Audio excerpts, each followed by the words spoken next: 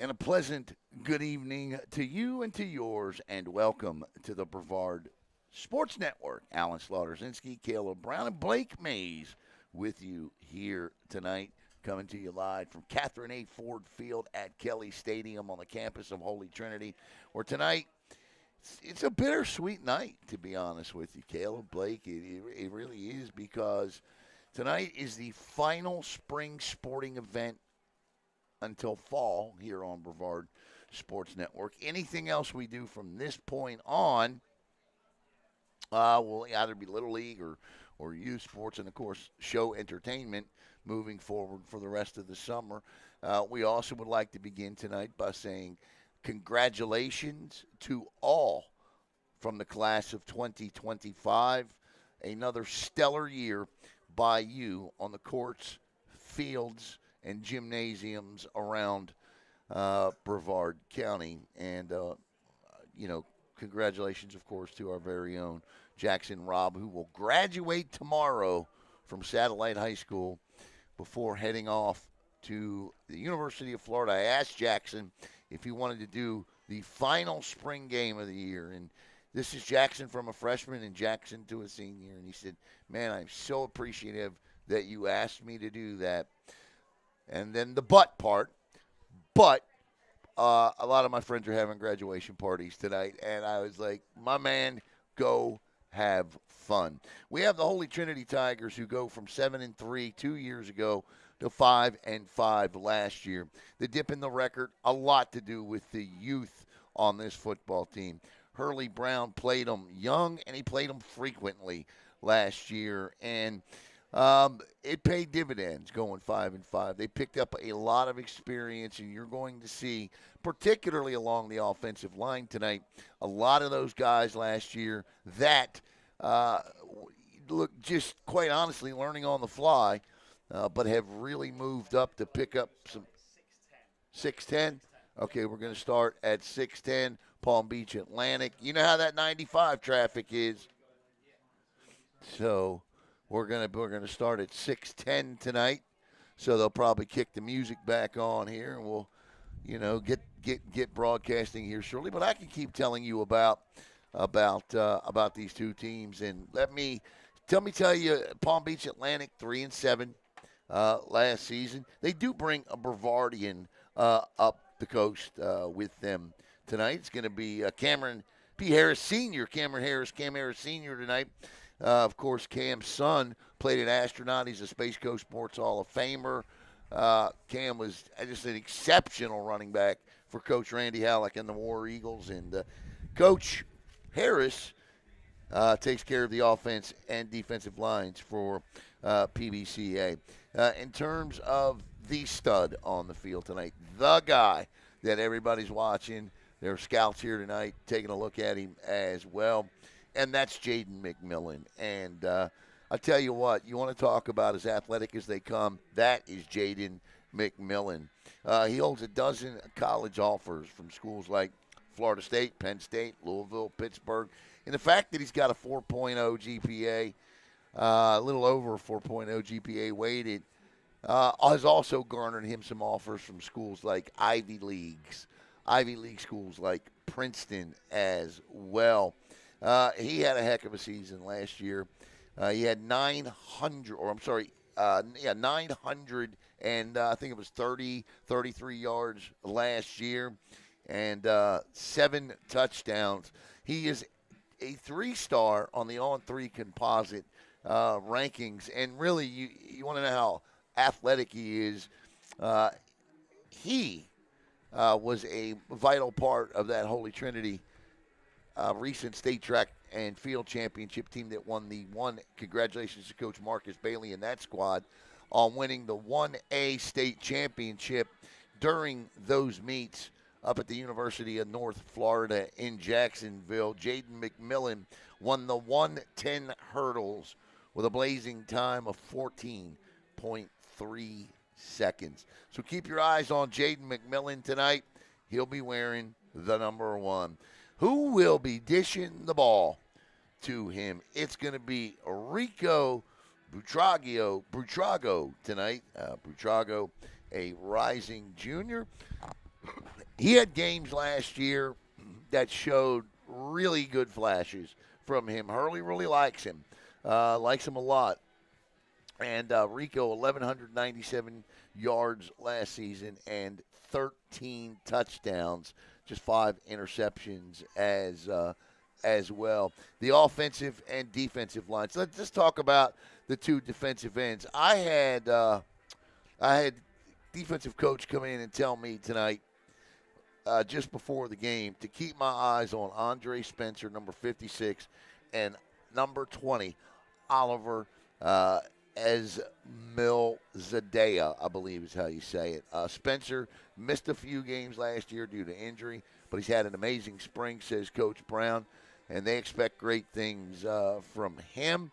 Another guy you're going to want to keep your eye on tonight is Xavier Faison, 6'3", 340. Here's the kicker.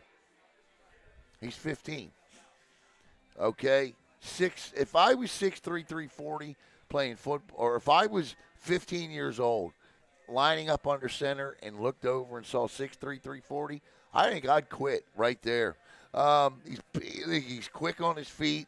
And Coach Brown tells me he reminds him of Dana Stubblefield. So you have to go back and Google Dana Stubblefield if you don't know who that is. And Kristen Gibson, the middle linebacker, he's a Mike linebacker. Coach Brown says he is a stud, one of the most instinctive linebackers he's ever been around at the high school level. And that's saying something because Hurley Brown's been around a lot of great players. He also plays tight end and linebacker. And the thing that's really cool about this young man is he calls the defense for the JV squad. Calls it. So there you go. All right, so a delayed start here tonight. We'll run through the gamut of commercials here on Brevard Sports Network, and then we'll be right back here to tell you and kind of recap the spring a little bit.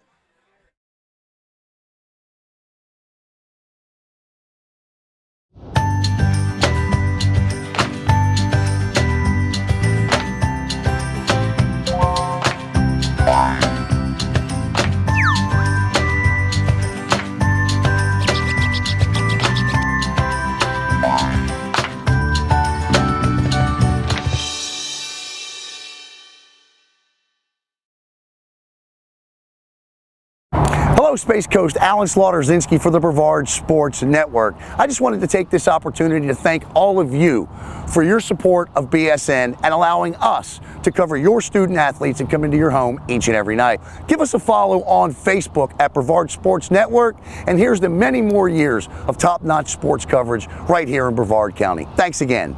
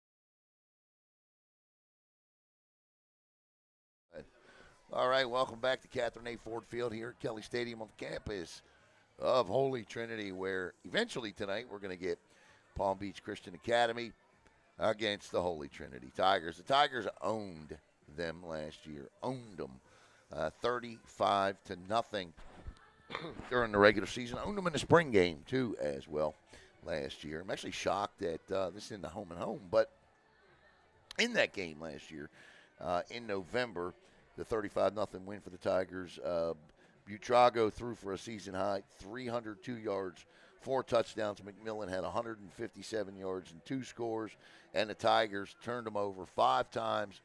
And what's wrong? Oh, and the Tigers picked them off 3 times and forced 2 fumbles, so 5 turnovers in the game that night. Saints 3-7 last season. What about spring? We have our spring football recaps we have started here on Brevard Sports Network, and here come the Palm Beach Christian Saints onto the field as they have arrived and will be ready to play. A lot of them look like they're wearing St. Louis Rams helmets. Or where are the Rams now? L.A. Rams helmets. So they'll warm up and we'll be ready for kickoff here. I don't know what to make of that. But okay, it is what it is. I'm glad we don't have a roster because something tells me it would not be accurate. So yeah, we don't have a roster for the Saints tonight, but we do have one for Holy Trinity. Back to the spring recap. So yeah, we've already done Merritt Island Christian, who won their spring game in the last minute of the game. Big comeback there for the Cougs. And we did the Melbourne Bulldogs, who beat Haggerty. There's a spring jamboree tonight. Bayside is going down to Hardy County to play in a jamboree. And Space Coast is headed over to Father Lopez. And then that's it. Spring football is over. It's all about the final Monday in July when camps will then start. If you need to move that down. And then, actually, I'm going to show you what to do here. Follow my lead right there. All right. Just getting set here.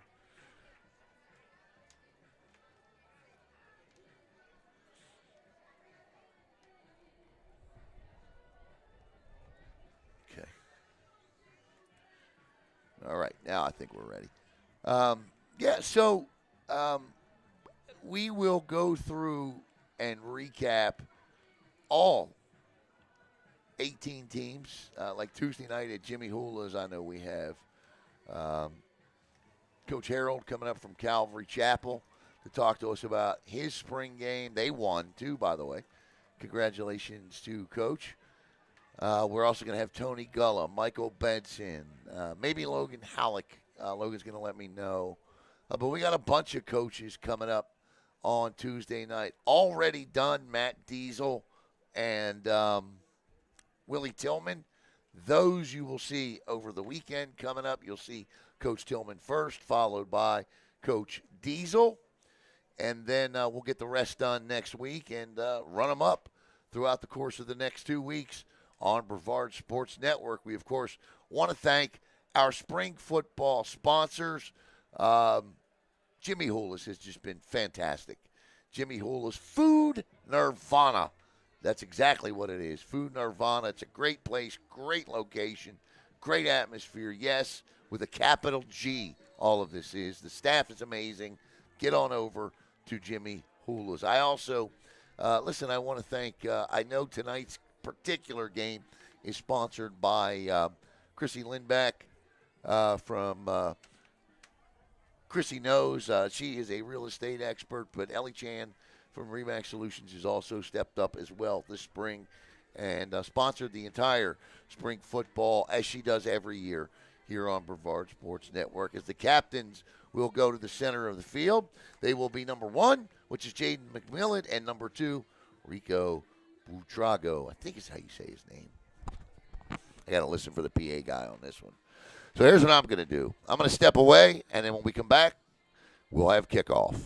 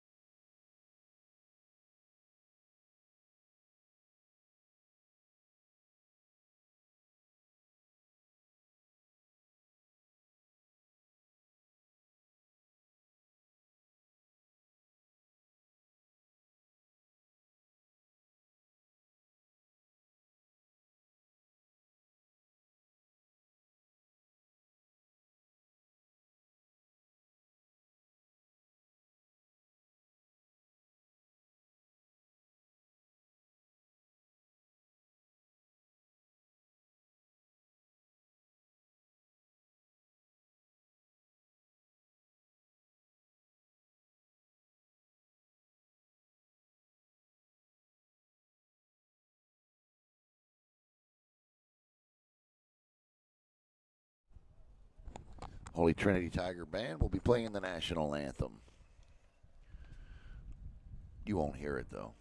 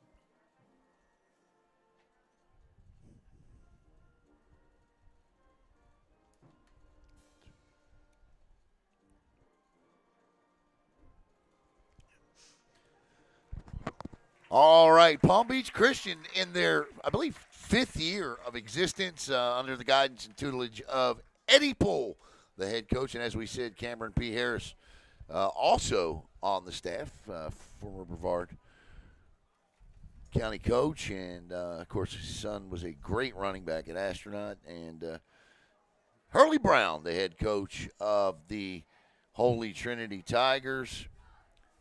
Hurley is now in his 4th season at the helm of Holy Trinity, 8th overall as a head coach in Brevard County. He is 18-14 here at HT, and overall 44-29 as the Tigers have taken the field, and we will get ready to go here. Last season, Holy Trinity averaged 17 points per game. They allowed 25. They didn't. The one thing to keep an eye on tonight, too, is to see what Holy Trinity has done to fix their rushing attack, because it was quite broken last year. Just 32 yards per game. Tigers offense, even though Butrago last year had a good year, just 175 yards a game. And with the spring game, we will start off. Holy Trinity will start off with the football at the 25-yard line. Rico Buitrago, the quarterback. And let's see who he's got with him to his right. And there is a pitch and plenty of room. Great block, cuts back. Nice job out there. That is Jordan Osborne with the carry, and Osborne picks up 15 and a first down, and that's just an outstanding seal block on the outside. You saw it. Clear as day. Turned him inside, and Osborne turned the corner. Those 15 yards are only 80 yards away from the leading rusher for the entire season last year for Holy Trinity, who had 97.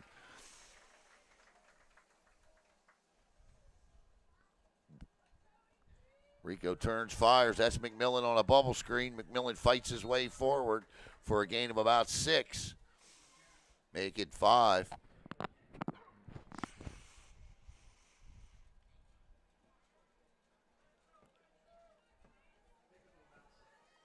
I'm curious. I'm wondering if there are some players on here borrowed from the John Carroll Rams. And it's a spring game, and Coach Brown maybe said, I don't care. Just get up here and put 11 on the other side of the ball. And that's all kinds of false starting. And that's what you're going to see in a spring game is sloppy play, and there's a little bit of it right there. As the head official tonight, the white hat is none other than Dwayne Summers, president of the MCOA football side of the equation. I believe he still is. Summers simply one of the best.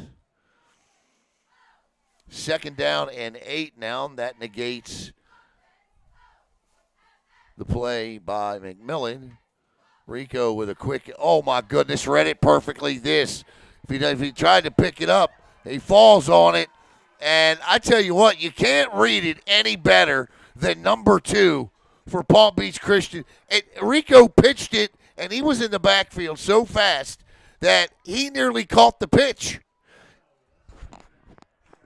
And that will put Palm Beach Atlantic first and 10 at the Tiger 12-yard line. That's an oops.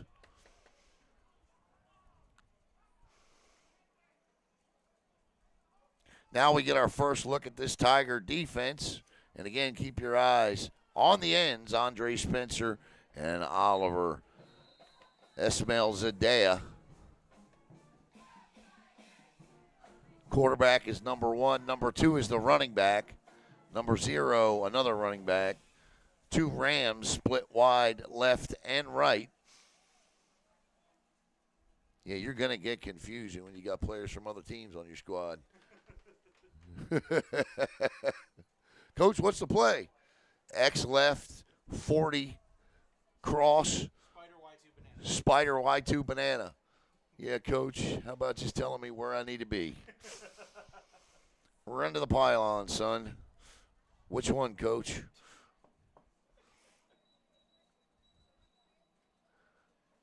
So 1 timeout for Palm Beach Atlantic.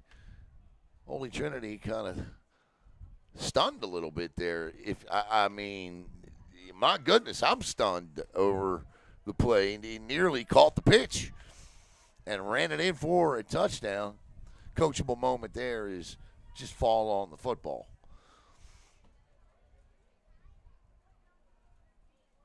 All right, here come the Titans back out. They're going to be looking at second down.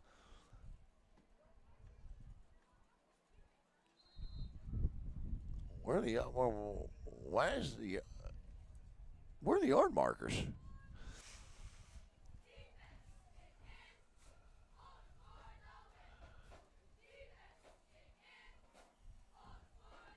Must be one of those spring things.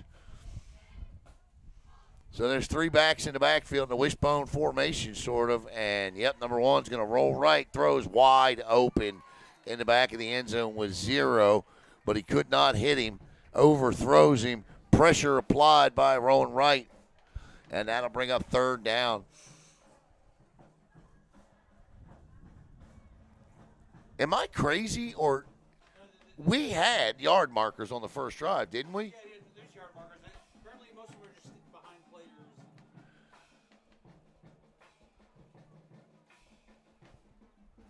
I see the down marker.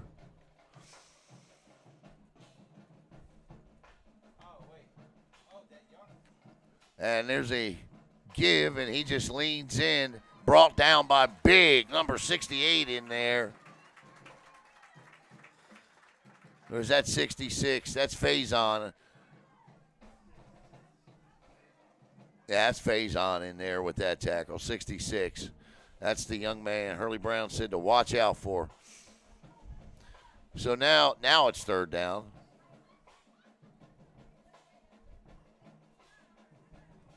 That's right, they took the timeout. Low snap, blitz, throws, caught. He'll be dropped, and it's going to bring up 4th down as the Tigers look to, and that's going to be 15 yards going the other way on number 99. It should be. And,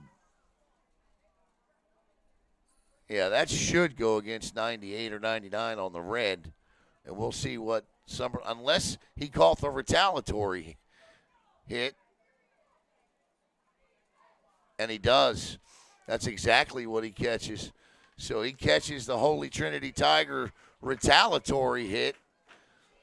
And look, it's always the retaliation that gets the flag. That is a textbook example of it there. And that'll bring up 4th and goal as that moves them about 1.5 yards. And they're going to take their second timeout. The good news about them taking their second timeout on the first drive of the game is they only have 1 more left. So, we don't have to, you know what I mean? They're not going to be burning 3 timeouts with 30 seconds to go in the second quarter because they don't have them.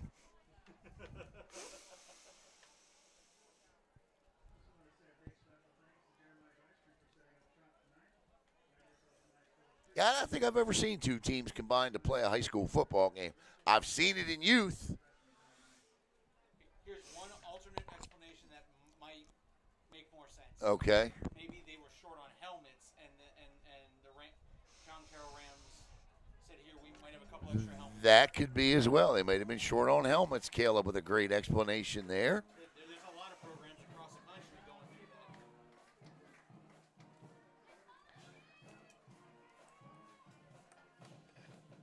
Well, if that's the case, then they only got 12 helmets on for the entire program.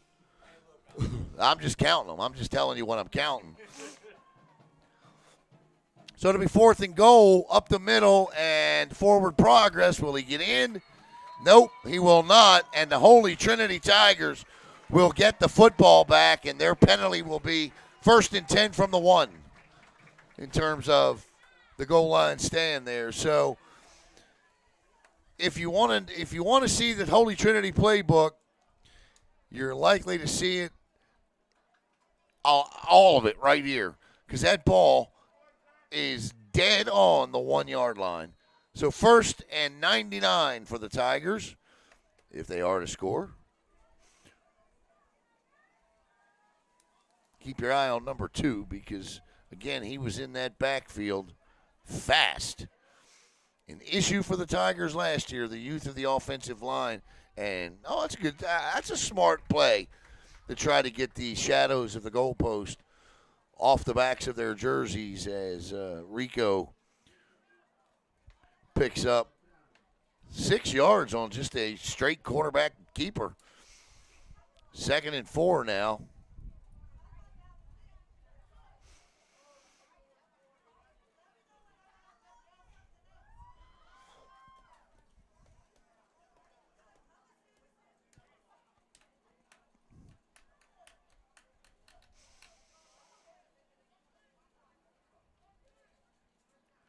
In the backfield is Drew Zabinski.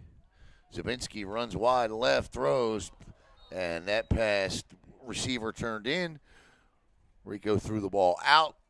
Miscommunication. The intended receiver on the play was Nathan Reeve, and that'll bring up a quick 3rd down for Holy Trinity.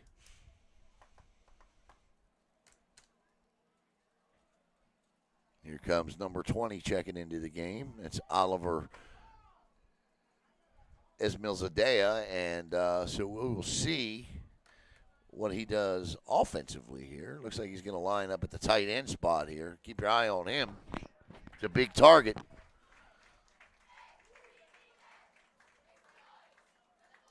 Play action, straight back from the end zone. He just lets one rip and throws it out to Jaden McMillan. McMillan, one player to beat. McMillan at the 30.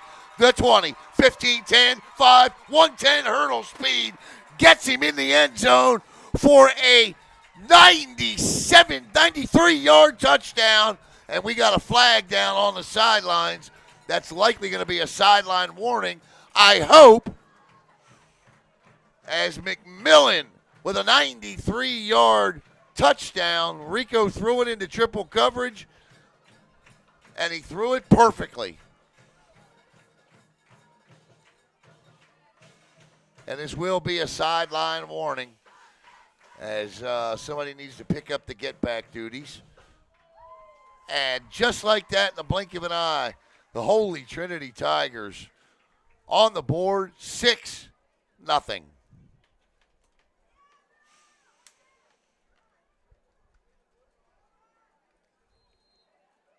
Beautiful ball.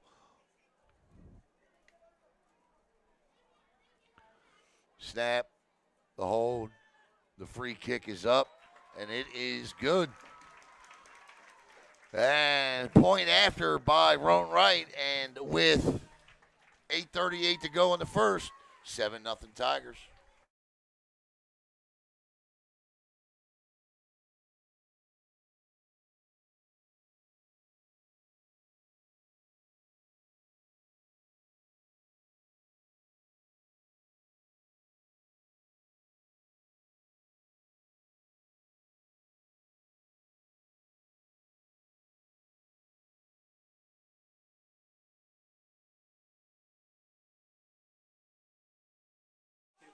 just an outstanding pass on the play there, and it dropped right into the breadbasket of Jaden McMillan, who then showed that 14.3, 110 hurdle state championship speed.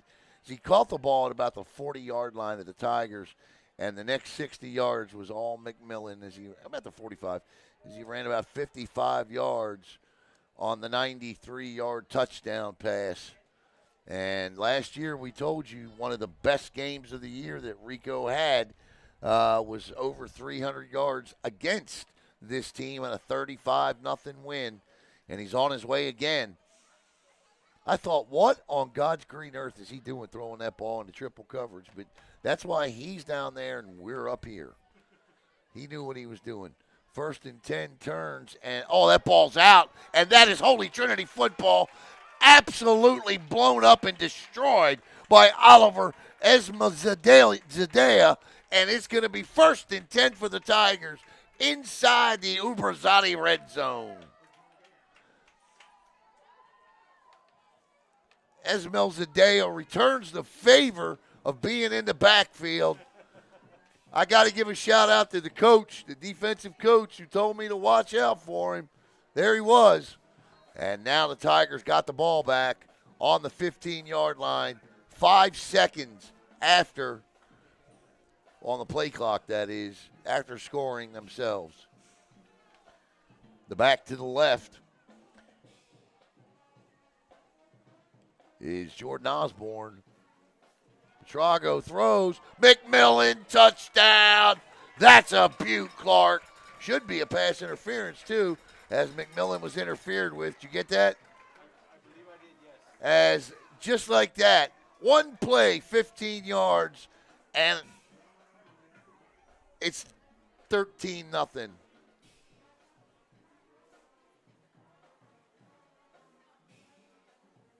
Yep.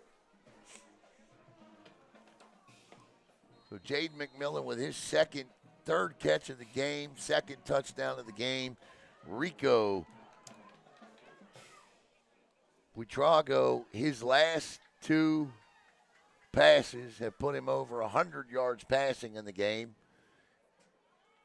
Now has 115 yards passing.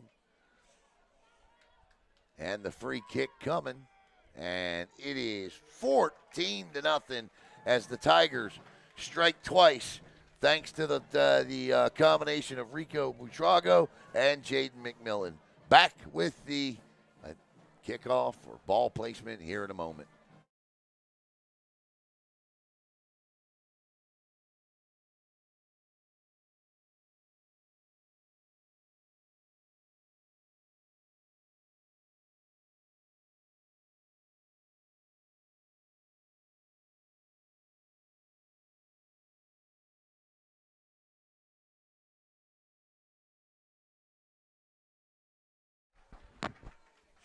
Yeah, here we go. So, yep.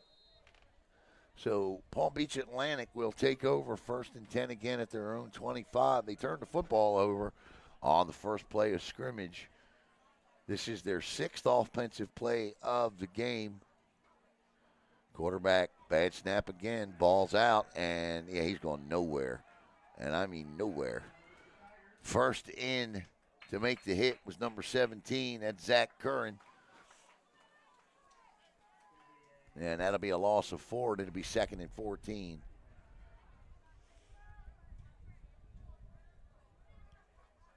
I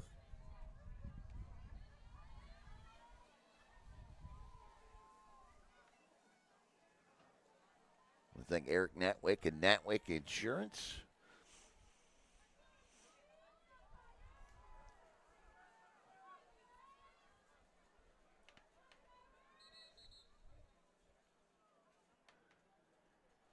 Whistles. Must be some confusion here. Checking in for the Tigers late is number 15. Oh, that's Ryan Ramos. That's the Florida Panthers, man. 10. What was final last night? 4? I think it was 4 or 5-0. 10, 11 goals in their first 2 playoff games. And then we're going to get a timeout. It's going to be Holy Trinity's first of the game. Yeah. That'd be nice.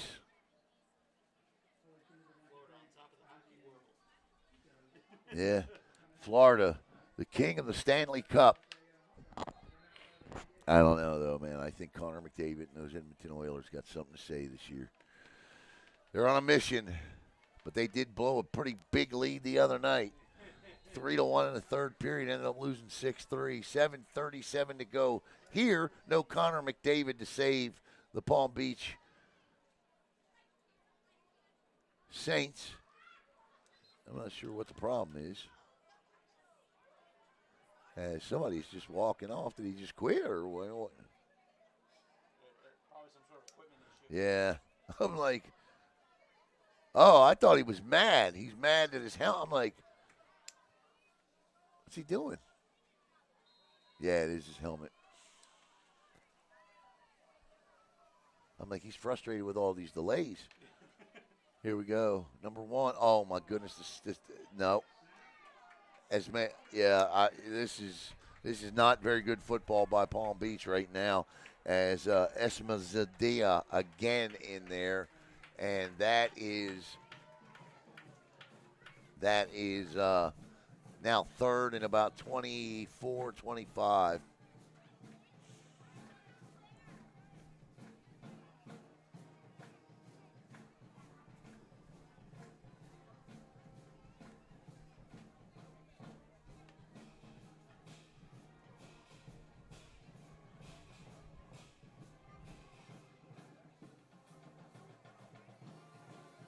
Hey.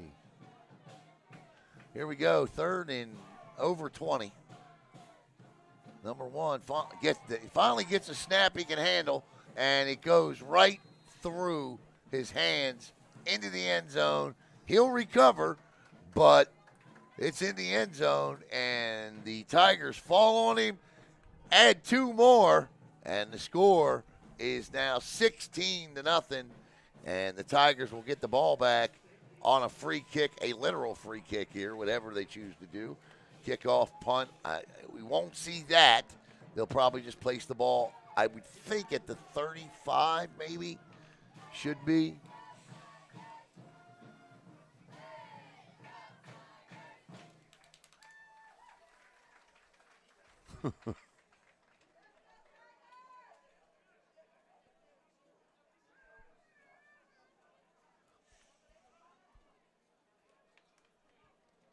So 6:20 to go here in the first. And save for an opening play disaster that nearly turned into points for Palm Beach Atlantic. It has been all Holy Trinity. This ball was placed at the 25.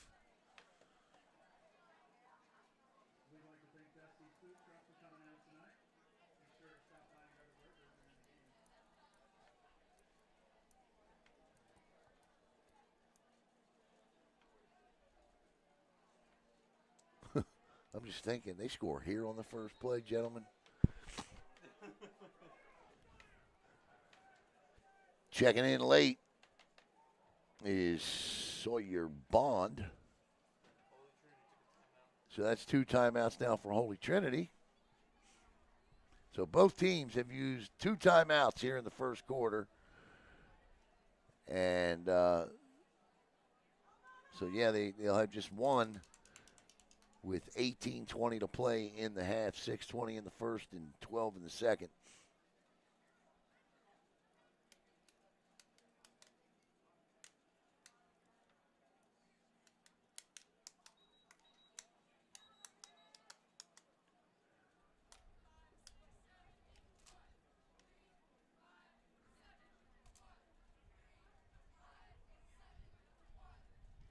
All right, here we go.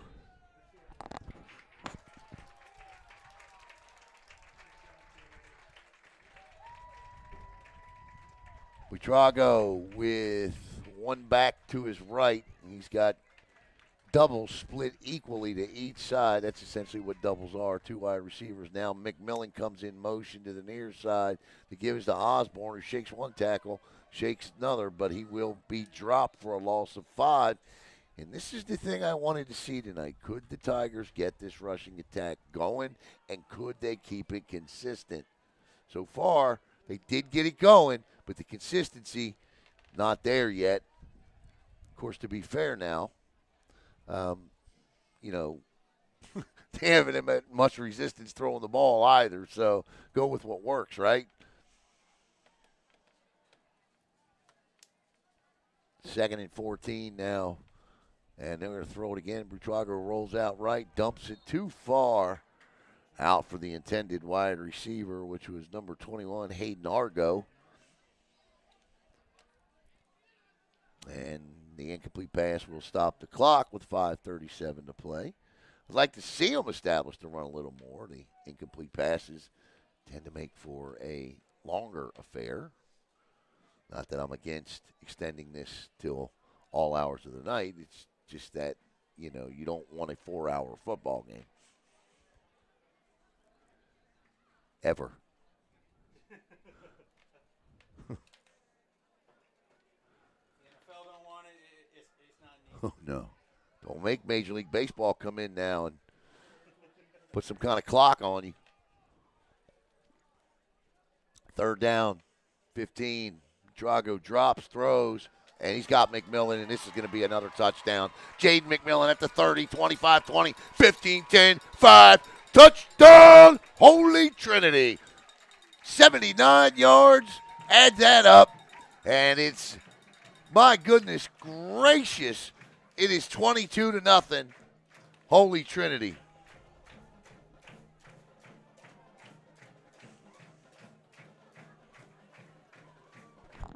Yep.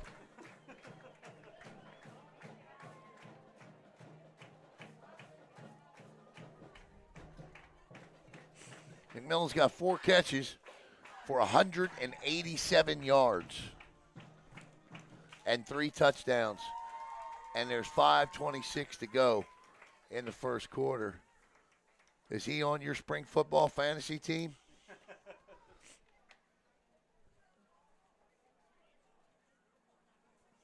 And listen, I mean, that was probably the best pass of the night by Buitrago. If we're telling truths here, the free kick is good, and it's going to be 23-0. If we're telling truths here, the throw that Rico threw, he just kind of saw McMillan out there, and he just threw that thing as far as he could to let McMillan run under that. And listen, I don't want to give him away as an old quarterback myself. I know that's what he did on that, okay? So he knows that's what he did on that. But you know what? There's nothing wrong with that because he completed the pass, right? So no harm, no foul. But that play right there, he dropped back. He got a little bit of pressure.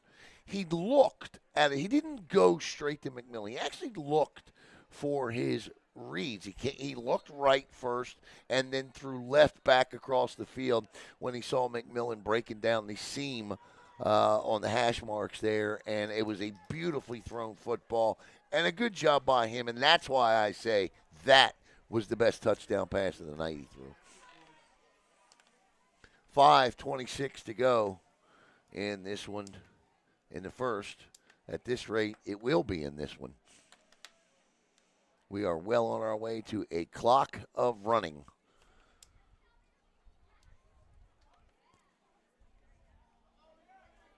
Yeah, the snap thing is I mean, we're in the final day of spring. You got to have this thing fixed.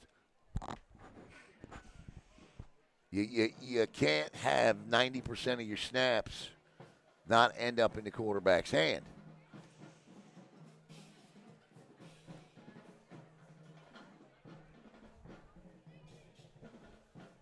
And they could, look, I don't know what the situation is. This could be a kid that's never played center in his life. You never know. You never know. But I'm just saying, you're not going to play very competitive football when every snap is on the ground or over his head. Now, to the center's credit, the last one down here went right through the quarterback's hands. 4:38 and running. Blitz shows. They bring it. He's looking. Good snap that time.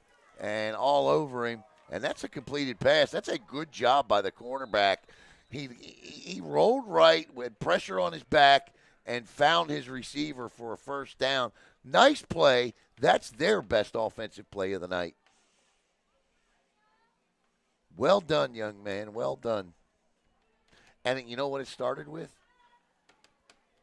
The snap. It was right there. 1st and 10 now. Titans at their own 42.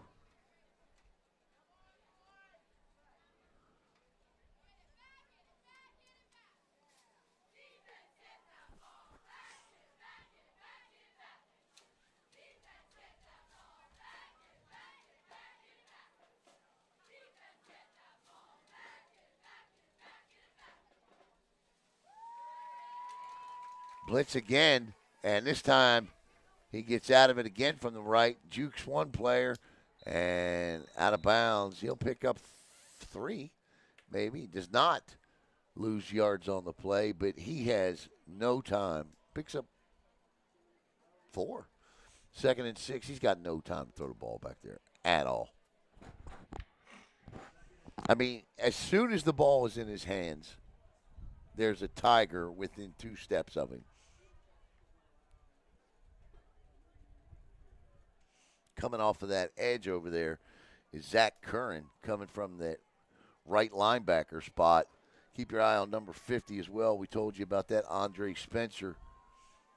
Here comes Curran again. They did not, and that is picked off, and that is a pick 6. Touchdown, Tigers. Pick 6, number 21 for Holy Trinity. No idea. Oh, yep, there he is. I'm sorry. Hayden Argo. Couldn't find the 20. They're not in numerical order. Hayden Argo with the pick 6. That was a nice catch by Argo to haul that in. A lot of times defensive backs, nah, they don't make that catch. Argo makes it. Not only does he make it, but he has the wherewithal to tuck it and run. And, yeah, it's 29-0 with still 2:45 to play in the first quarter.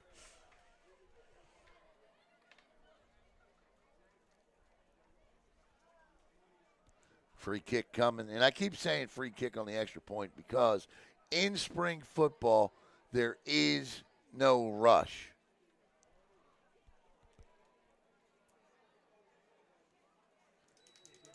And it is 30-0.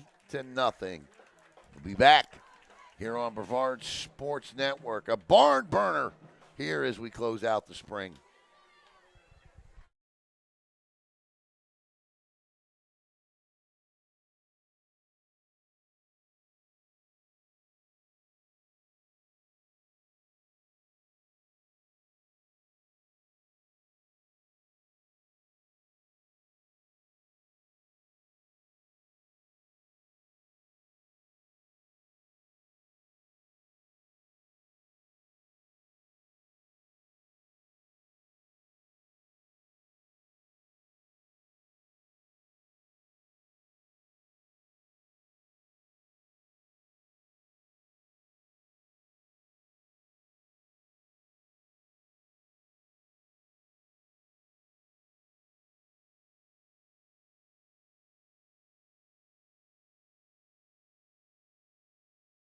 All right, welcome back. Great showing by the Tigers here. So much so that, yeah, we're going to head to the second half with a running clock.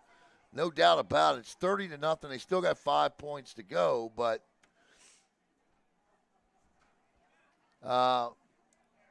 yeah. I just don't know what to say. I mean, I get it. These spring games are for, to see what your team's got, to hit a different color jersey. But you almost feel bad for Pbca, and that's a false start, different quarterback in now.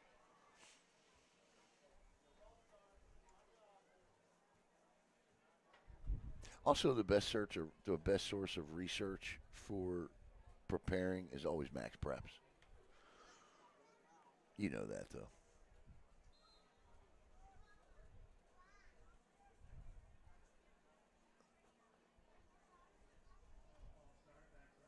So that's a false start.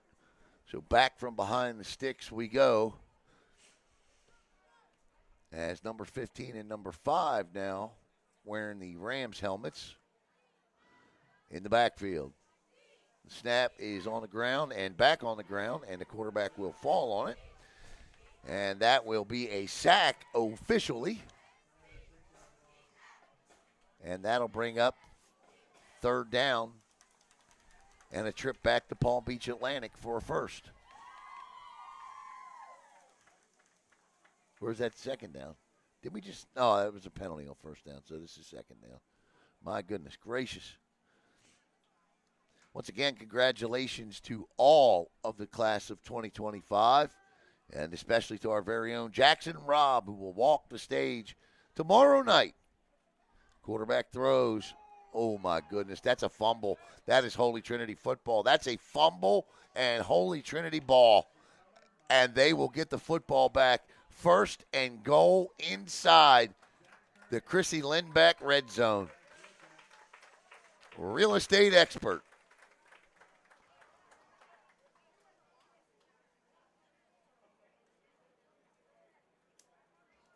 Wow. Are they just going to kick a field goal here and give him the ball right back? No. I saw number 4. I'm like, what's he doing? All right. The Tigers, can they get McMillan his 4th touchdown pass of the night? I like to see him run the football here myself. I want to see this rushing attack. Turns, gives, there it is, and tripped up inside the 5, down to the 3-yard line goes Drew Zabinski. And we are under 2 minutes to play in the first quarter. And following the first quarter, our new intern Blake Mays. I'm going to ask Blake what his take is on this, and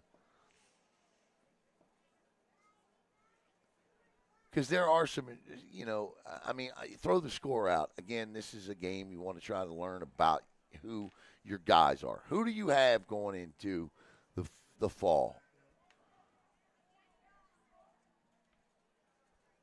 And Budrago going to try to push in, and he will. Touchdown, Holy Trinity Tigers. And with 1:13 to go in the first, they lead it 36-0. What's the penalty here, though? Is that what it was? Excessive celebration, says Blake Mays. But you want to know, like I asked Coach Tillman, Coach Handwork, Coach Diesel, what do you get out of these things? Right? And Coach Diesel didn't even play a game. He just did a inter-squad scrimmage. And so one of the biggest things these coaches look for, and I know your dad's probably looking for the same thing. Who are my guys? Who are they? Look, I know we're not going to go out here and put up, beat this team. It's not about. It's about finding out who's committed, who has learned what you've taught them over those 2.5 to 3 weeks. Who are your dogs? Let's go. Now the coaches have that mindset, and they're ready to go. And Palm Beach Atlantic's trying to figure out who theirs are. And Holy Trinity right now has a whole lot of them out there making plays, specifically McMillan. And the defense. And it's 37-0. Back with the final 73 seconds and a moment.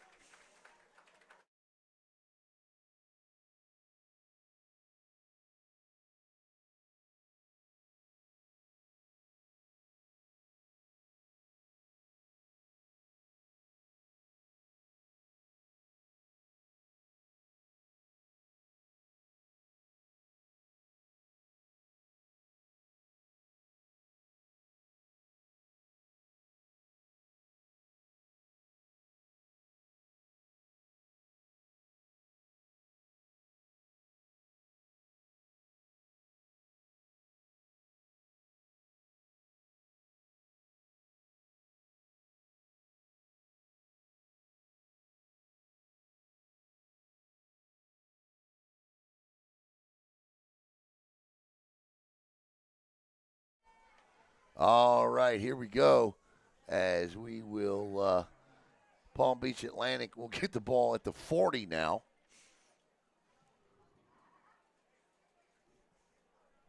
That must be a spring game rule because they're supposed to be starting at the 25. I would guess it's a sort of a hit. Oh, that's right.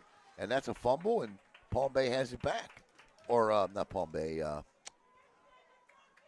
Palm Beach fumbles. Holy Trinity has it back. And they will come back out on the field here as Rico. And listen, if I'm Hurley Brown, I'm not taking – I want to see my offense. We worked 3.5 weeks for this. Keep going. They have turned the football over 4 times in the first half. 4 times.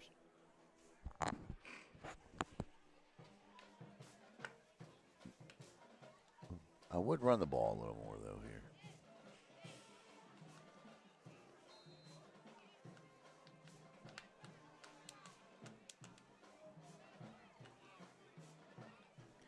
Wide receiver split wide to the right here is Nathan Reeve. That's going to be the third. Oh, that's going to be a 5-yard penalty for too many men on the field. Or, yeah, they had 13 on the field. Or is he going to pick it up? No, he's going to pick it up. But if that's the case, then they had, I think this is a penalty. Yeah, I was going to say, they had 13 guys in the huddle. You can't do that. Palm Beach Atlantic did. So that's going to be a 5-yard penalty. Good pickup there by both the back judge and Dwayne Summers recognizing that. So 1st and 5 now as the ball moves down to the Pbca 37.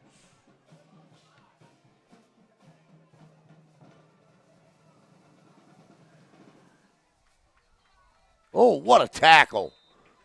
Great job by number 76 getting in there and cutting the legs out from underneath the Aaron Raines there. And that's just a great play, and that is the thing that you're looking for in the spring. That's what you want to see. You want to see, if you're Palm Beach Atlantic, you want to see that kind of a play. If you're Holy Trinity, you're going, how does he get in so fast? One more play here in the first quarter. 36 seconds to go. They can't run it out. Raines to the left of Buitrago, and he's going to look to throw. He does down the sidelines. Caught. Nope. In and out of the hands of McMillan. And that'll bring up 3rd down and 8. And they are celebrating. Nice coverage.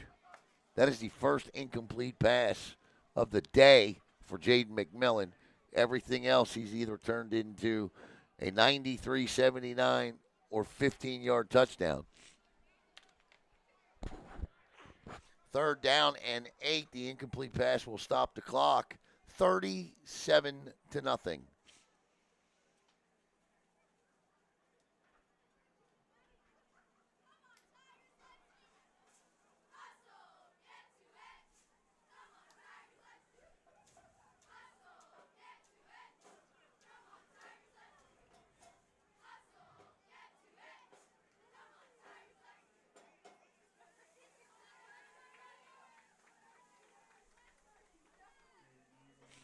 Buitrago steps up, throws, wide open, but a good play.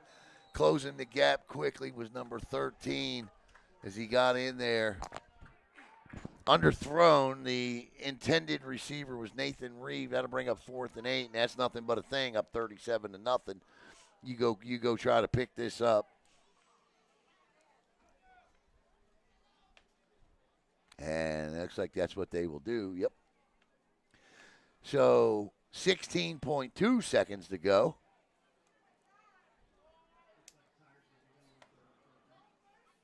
I think the goal here, and I think what Coach Hurley's telling Rico, his quarterback, is you don't need a 30-yarder down the field. 8 yards, go get us the 1st down. Don't always need to try to hit the home run. If it's there, great, take it. But if it's not, come to your checkdowns. looking, under pressure, dumps it off. My goodness gracious, his head just came off. Out of bounds, and now we got pushing and shoving on the far sidelines, and everybody's broken up. That was a hit for the ages. He had the first down and then was absolutely blown up. Everything came flying off of the Palm Beach Atlantic player. And that is Palm Beach Atlantic football now. Yep. One of those nights with 1.1 second to play. I feel like this is an NBA ending here to the first quarter. This is like that Pacers Knicks. Right?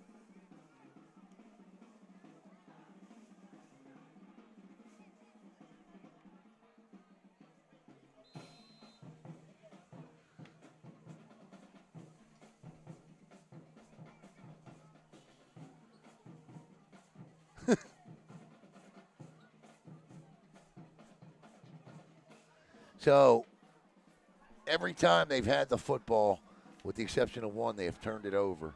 The other time, they turned it over on downs. Turns, gives. And he just busts ahead for a gain of 5. He fumbles, but they say he was down. The official is down as well. And that will take us to the end of the first quarter. All right, Blake, I'm going to ask you. All right, look, you played up at Baker County for your high school career. College football, what'd you see there in the first half from Holy Trinity that you really liked? The pass rush is definitely good. The quarterback to receiver, the connection is always there. The one thing I would like to see Holy Trinity do is to get the run game more consistent, being able to run in the middle between the tackles, because it looks like most of the runs are going to the outside. Yeah, no doubt. And so follow your block, follow your lead. But let me ask you this question. I don't know about you. I know your dad, so I'm not sure you've been on the end of too many of these type of games. I've been on the end of one of these games in my entire career. A 56-0 loss I suffered.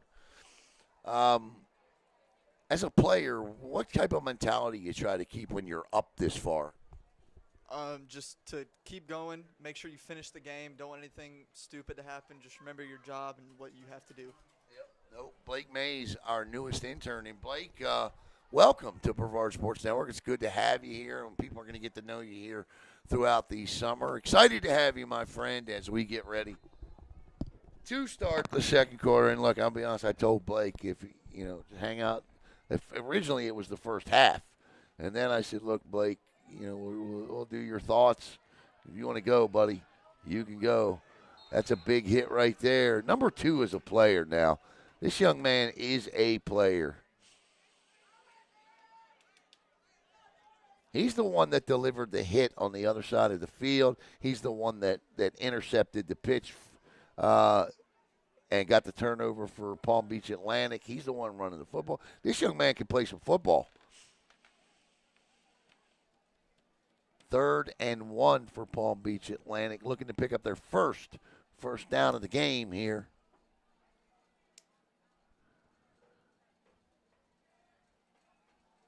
Nice snap, bubble screen, out to number 0, trying to get wide. He will. He'll have the first down, and he's hit out of bounds. I was going to say that's got to be a flag.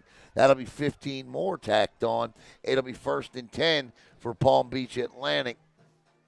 Right around the Holy Trinity, I would say 37. That thing's going 15 yards the other way. Hitting 3 yards out of bounds.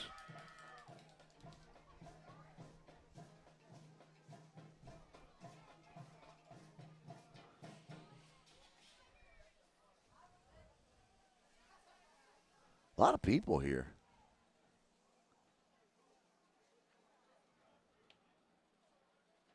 So actually it'll be 1st and 10 at the 35. 11:44. That clock should be running down. This is a spring game. You know what I mean? I know you have to wait until after halftime.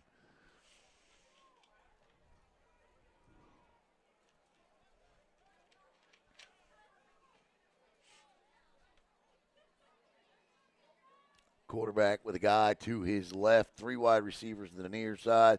Play action just follows the running back. Big hole in the middle of the Tiger defense.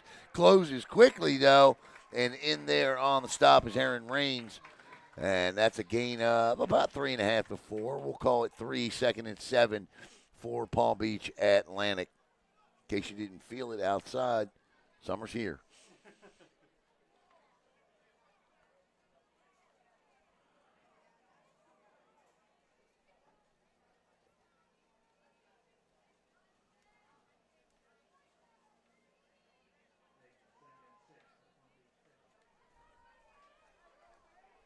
Second and 7. Quarterback turns, gives to number 2. He runs right through. They grab the ball. Nice hook tackle there that time. That's just a heck of a job by Andre Spencer. He just grabbed him and looked like he was gone for about 20. Spencer grabbed him and held him to 1.5, maybe 2. It'll be 3rd and 6.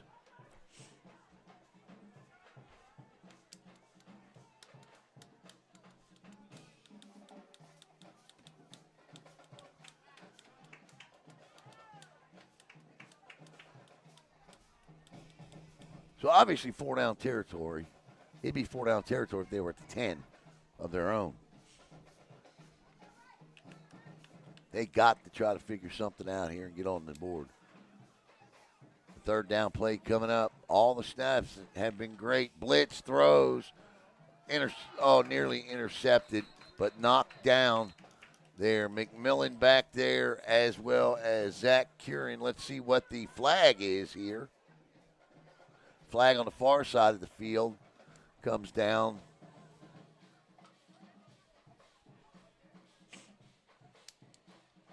Going to be against Palm Beach Atlantic, and I believe it's going to be for too many men on the field again. It'd be a legal man downfield. It'd be declined. That'll bring up 4th down.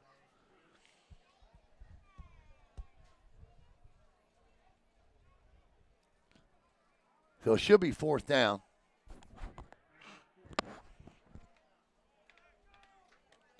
So let's see if Pbca can convert here as the Holy Trinity offense gets themselves ready on the sidelines. The defense in a 3-4 out there right now. 3 down linemen, 4 linebackers, quarterback in trouble. He's got plenty of room to pick this up, and he will immediately pick it up. 1st down, Palm Beach Atlantic, and 9:42 to play in the first half. All of a sudden, Holy Trinity, Palm Beach Atlantic has had they haven't had a bad snap, and they're picking up yards.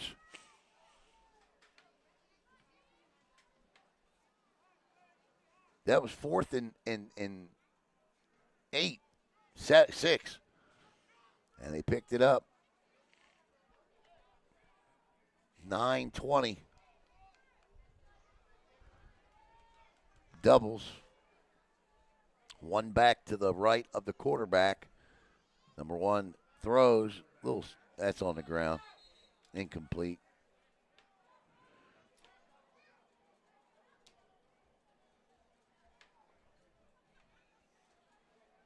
I need a rag. Paper towel or something. I got it.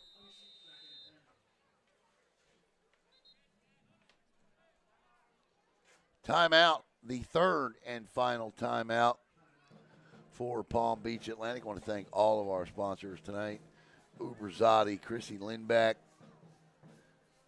and of course, Jimmy Hula's, a food nirvana. Jimmy Hula's.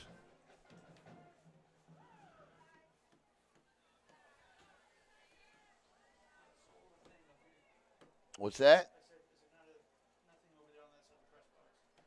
Okay. What? No, I'm just going to use this and you'll put it in something else. I didn't hear you. I got a headset on.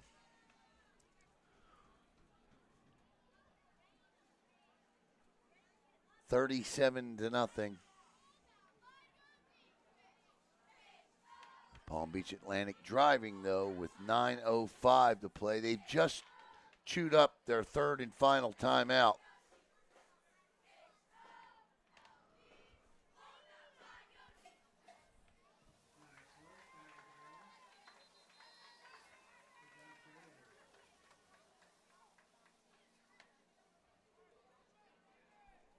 Here we go.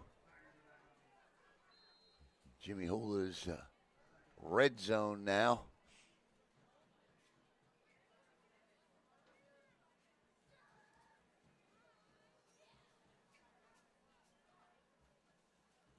Quarterback drops back, throws. Uh-oh. This is Jaden McMillan, and this is a pick six. Jaden McMillan will not only have 3 receiving touchdowns, but he will have a 100-yard pick six. Can you believe it? The Tigers lead it 43-0. I mean, he threw that ball into no man's land. He just threw it up. McMillan, actually 95-yard pick six. My goodness gracious. That is that's just deflating.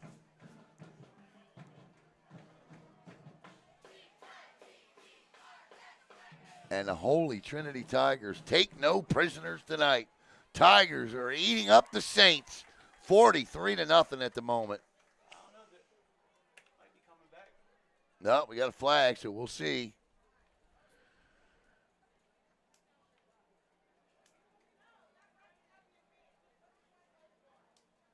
Dwayne Summers, see what he says. Touchdown is good, and the extra point is coming. So, 43-0.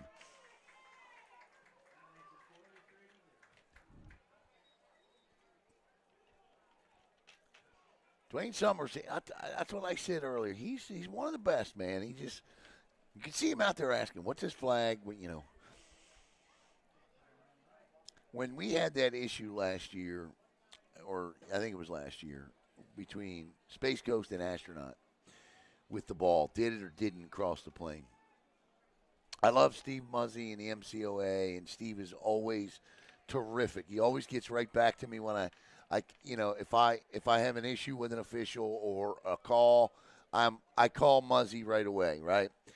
Dwayne Summers, I called him that morning, left a message, sent him a text, immediately called me back, explained the rule, and once I understood the rule in its entirety, I know Jake Owens didn't want to hear this, but yeah, it was a touchdown, The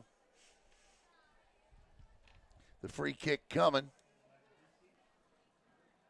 And the kick is good, and with 8:49 to go in the half, double fours on the board for the Tigers, and a donut for the Saints.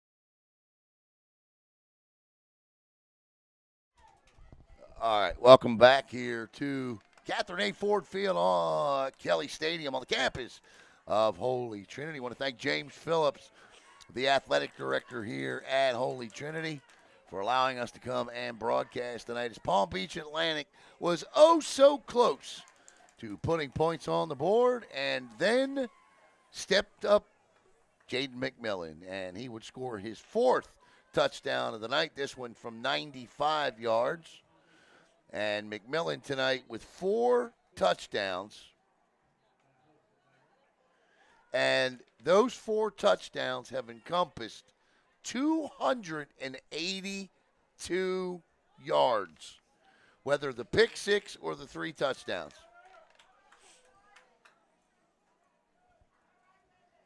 And as soon as he caught that, you knew he was gone. The only thing missing for him on that were hurdles. That's how, you know what I mean? That's how open the field was.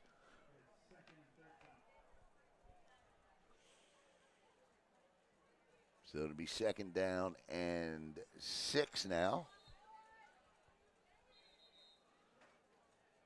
No more timeouts for Palm Beach Atlantic.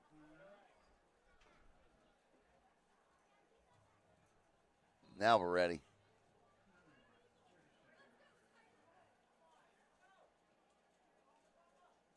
Good snap, quarterback. He just lets one go.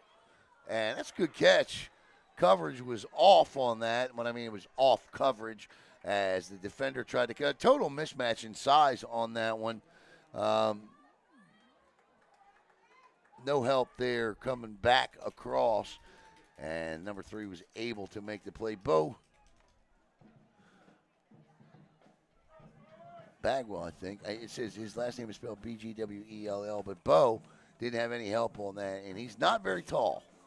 So he didn't have much of an opportunity to go up with the 6'5" receiver there. And, I mean, Caleb, if you could just kind of zoom in and show the difference in size there between 3. I'm not worried about the play. Between 3 and 10, it is quite a mismatch in size. So if I'm the quarterback, I don't even know why he's looking on the other side of the field. I would be throwing that ball to number 3 all day long. Not that 10 can't cover, but I'm taking a half-foot advantage. I'm just throwing the ball up like it's 7-on-7 right here and telling number 3, go get it. Topping. You know what I mean? And Bo, I mean, it's not his fault.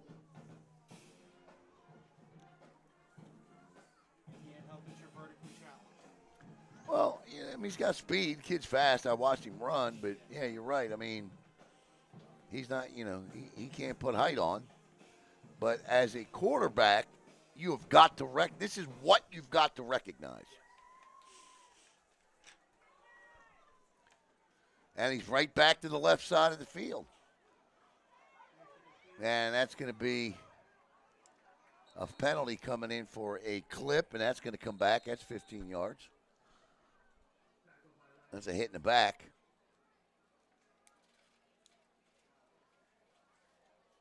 We may call it a hold. I don't know. But it was definitely Palm Beach against, Holy Trinity. So that's coming back.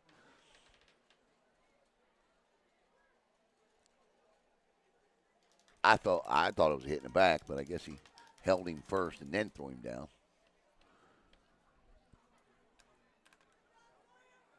6:17.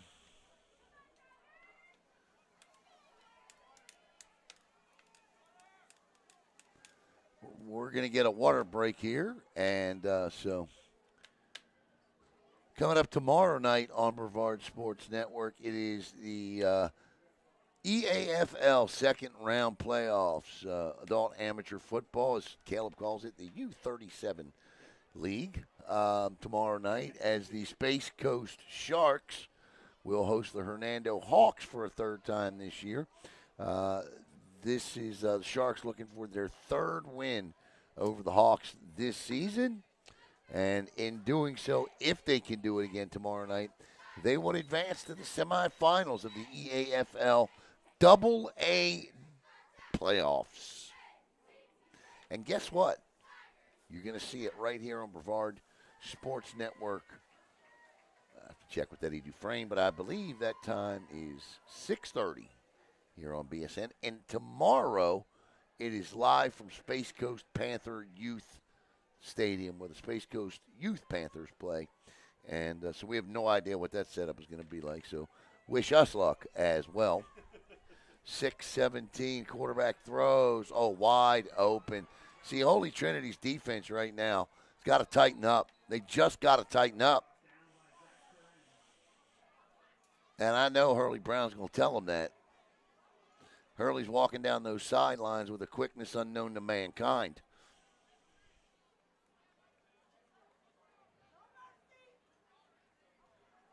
Teams are going to make plays, but they, this one's down 44 points. You can't have a wide receiver 6 yards open.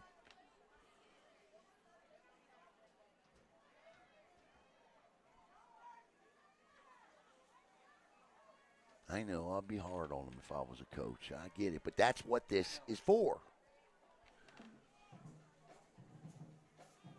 Little swing pass out to the right, and all kinds of room to run here.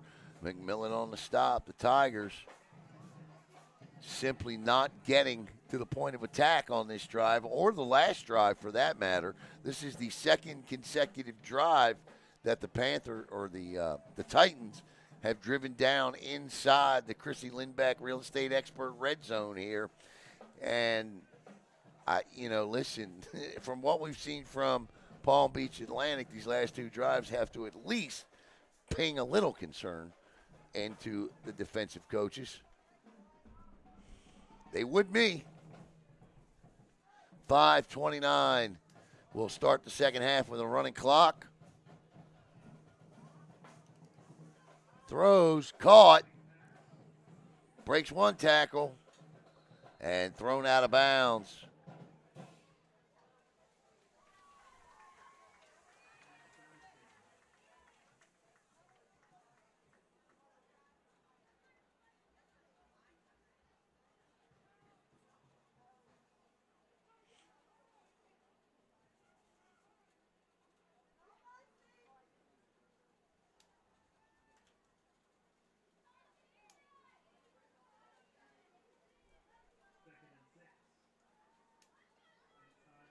Second down and 6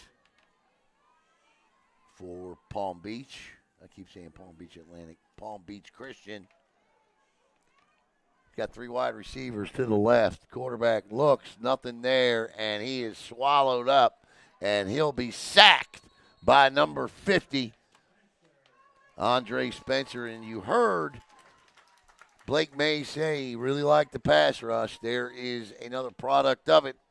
And the bend but don't break defense the last 2 drives of the Holy Trinity Tigers continues. It's 3rd and 10.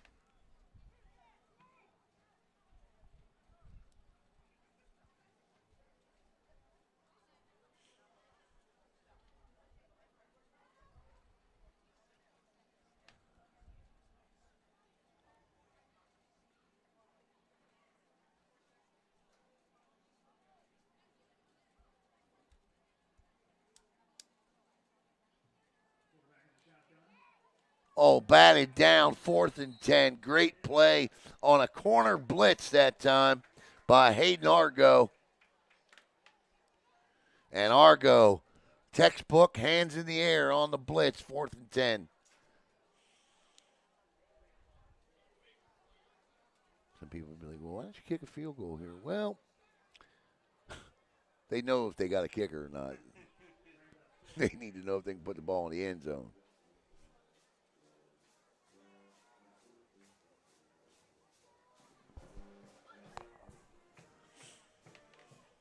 .334. The incomplete pass will, for some reason, stop the clock with a 44-0 lead in the spring game. 3 wide receivers to the left. Young man wearing number 15 is the quarterback blitz. And we got flags. And what are we going to get here? False start. And that'll put them in a bit more peril, as the false start will now take them on the fringe of the Jimmy Hula's Food Nirvana red zone.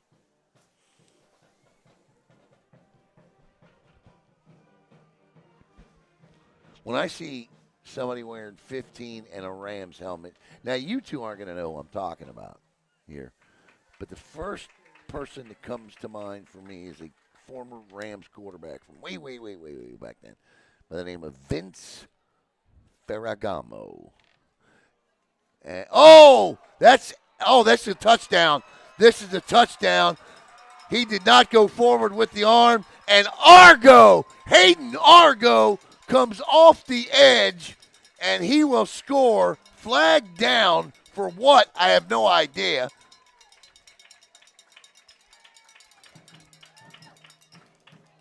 I think this near judge just likes to throw him to see him, the color contrast on the field, because I have no idea what this flag could be for.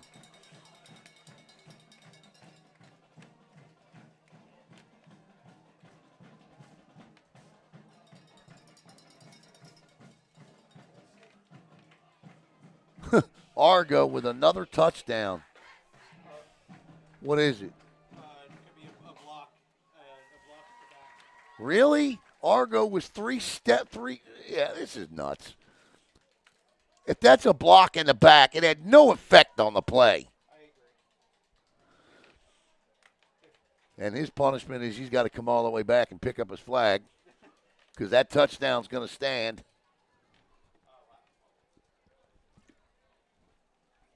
Nope, it's not a block in the back. So I think it's actually against Palm Beach Atlantic. So there you go.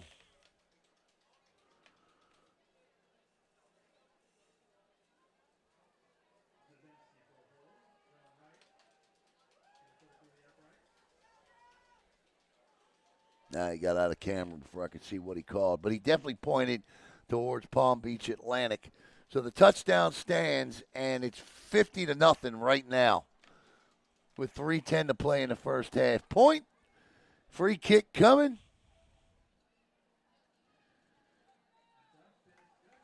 It's 52-0. This young man is 7 for 7 on extra points tonight. I don't care if they're free or not. That's pretty good. 3:10 to go. We'll be back in a moment.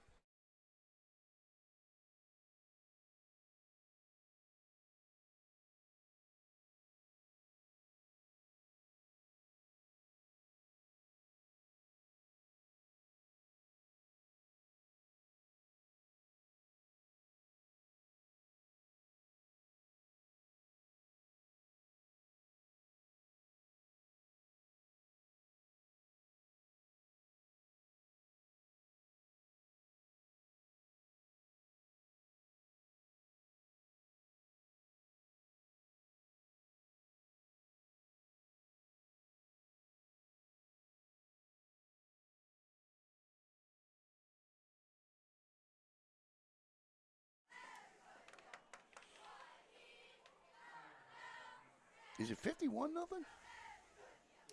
51, yeah, 51-0 is our score.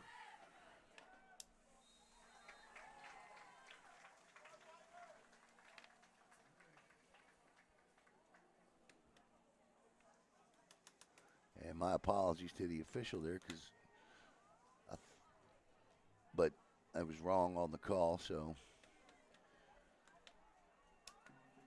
I still think he likes throwing them for the color contrast, but that's another story, right? So 3:10 to go in the first.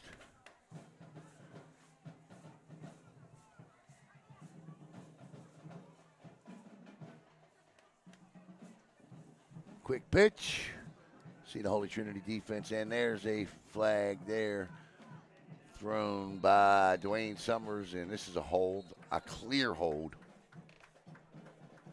Yeah, I mean, he tackled the guy. He all but tackled the guy. Dwayne had to throw that one. That'll back him up 10 yards.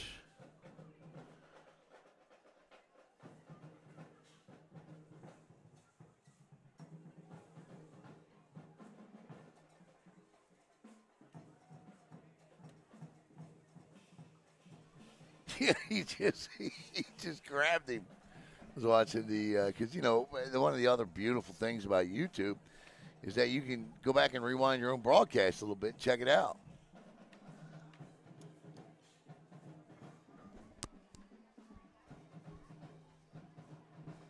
Turns, gives. I'm curious about something here, Caleb.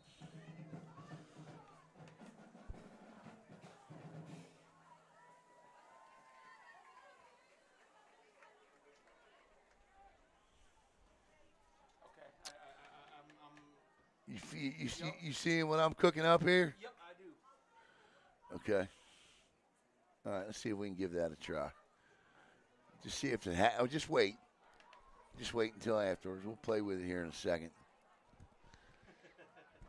I knew exactly where you were going. Just waiting for our time to execute it. Yep. Let's see if we can do it. Go ahead and see if you can add this. Add the camera. I'm going to have to. Yeah, I'm going to have to jump on. Switcher. All right. Share screen. Share screen and camera. Okay. Share screen. Oh, no. Okay.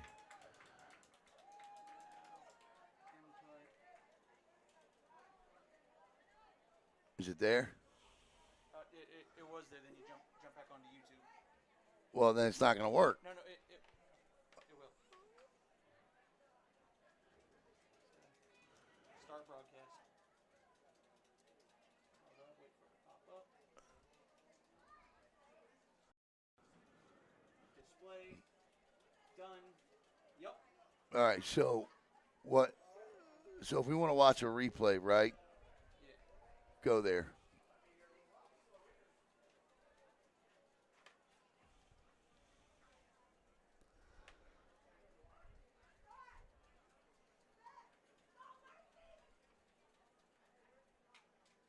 So, like, this is a replay before. Nah, it can't be this easy, can it? It can. And then here's the even better thing. Uh-huh. What I can do is I can take, because it's showing, I just take that away and it looks even better. I got you. Okay. All right. Well, the thing is spinning right now, but take us back to our game. And there's an injured. Yeah, that's fine. Injured player down on the field. But, yeah, that's pretty wild, man. So it looks like we may be able to figure something out here to be able to run instant replay. See? You were part of that, right? I mean, you were here. It's all Blake's idea. Let's go, Blake. Nice job, buddy. Night one, Blake Mays turning heads.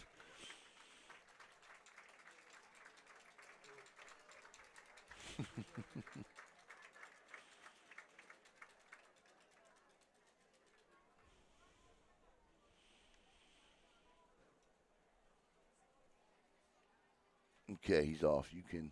Yeah, I just think we need to figure out, like, yeah, see how it's just rolling? Well, remember, see, it's because it's connected to this. For some reason, this doesn't like YouTube when you go through the app, remember? Yeah, this video is restricted. So Right. That's the only reason it's doing it.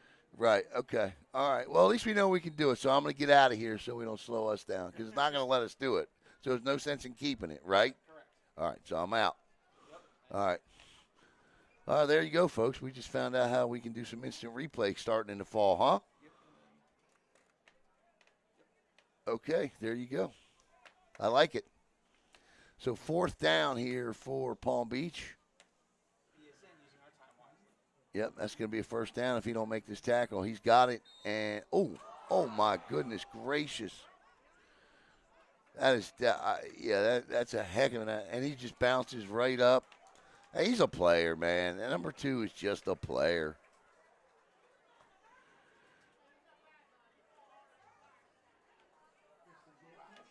Yeah, he's a player, man. He's that guy. He's gonna come off for a play. I mean, no worse for the wear. While Holy Trinity's benches broke, nearly killed the table. Yeah, I mean, look. Their bench is falling apart. Yeah, right. Here we go. And he gets up and runs across the field. First down and 10 ball at the Holy Trinity 49. First bad snap in a while. Ferragamo throws left. Back up the middle. And that is what you call making lemonade out of lemons. Because that snap was bad. Ferragamo threw the ball to the left. I don't know what else to call him, because I don't have a roster for them. But under a minute to go for the half. We'll start the second half with a running clock, 50. 1-0.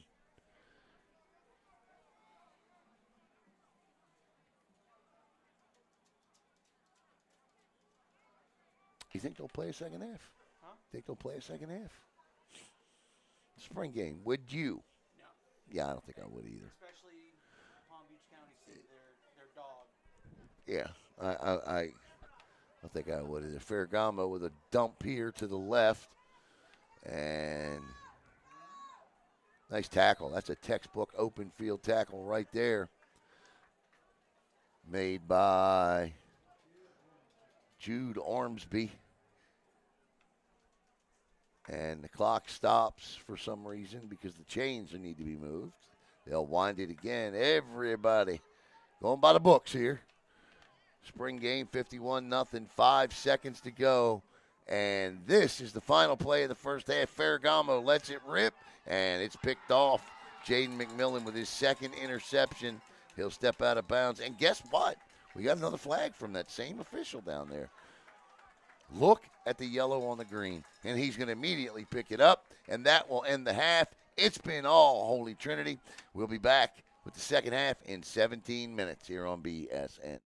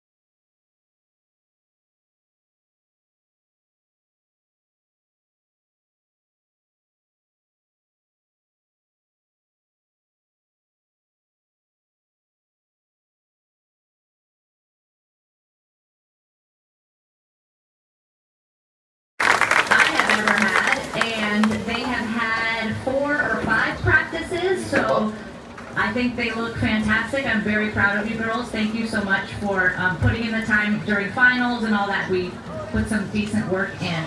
And I look forward to the fall. There will be more dances. You've seen a few repeated quite a bit tonight, but that's okay. And at this time, this is a tradition that we started last year, and I hope it continues on, where we have our captain and co-captain from the previous season pass on to the next year's captain and co-captain. So at this time, I'd like to acknowledge Mel Mays. She was our senior co-captain. I have to tell you, I am going to miss these two more than they will ever know. I love you both so much. You are amazing leaders, and it's going to be very different without you. Love you. So, your first co-captain of this next season is Miss Jersey Ramos.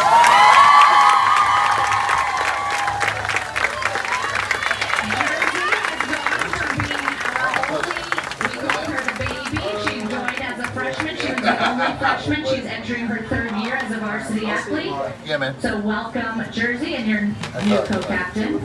Your second, good job, Jersey. Your second co-captain was a star rookie varsity cheerleader last year, but spent time on JV, developed quickly. She's a natural leader. She responds quickly to me anytime I need a task done.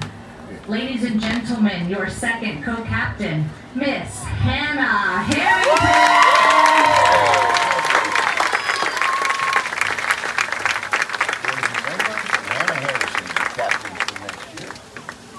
And now we've got Miss Sage Lagala, your captain from last year. Give a little wave, Sage. This young, beautiful young woman has been, and she is entering her 5th year. She's been on this squad. She is the life of the cheer program, has been since when I came on. She was the first one showing me uniforms. I'm like, who is this baby child who is already on varsity? I don't understand. Anyway, it was great. She was the first one I met. I have watched her grow. I am beyond proud of her, and I look forward to her leadership next season. Miss Roxy Edmondson.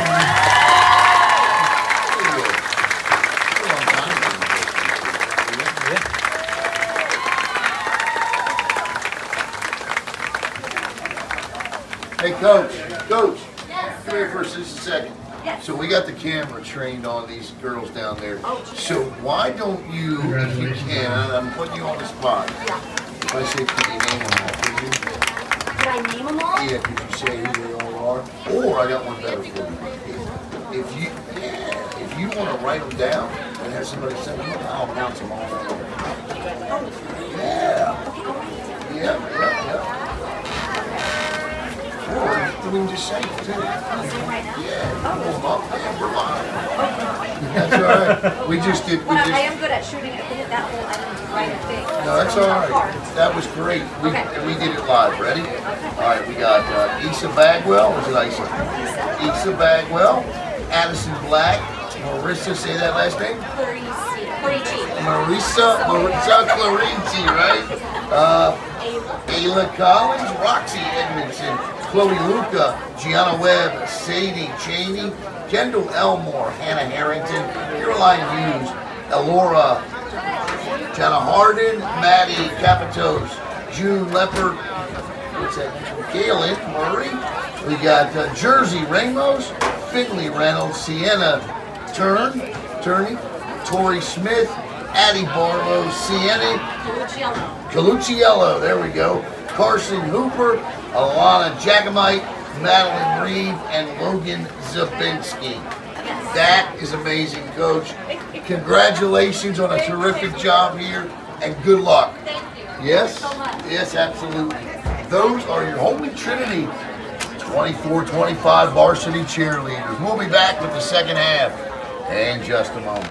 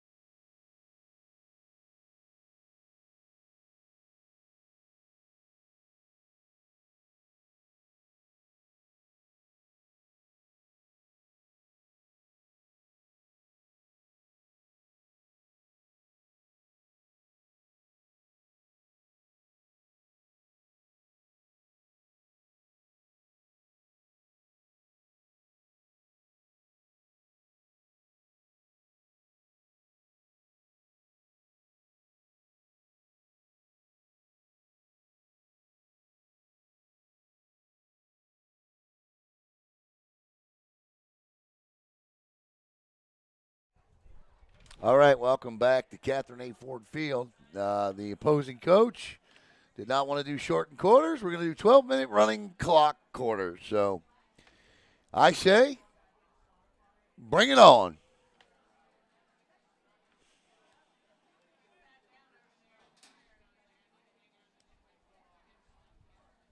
I think Coach Brown offered them an opportunity out, and they wanted to play 12-minute quarters instead of shortened quarters. And okay, well, let's go.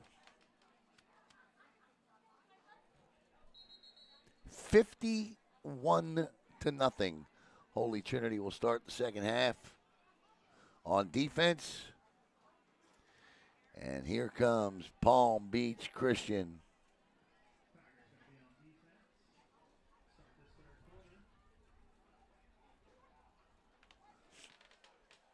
And we still got Ferragamo at quarterback, or we got a different quarterback now? We got a different quarterback now.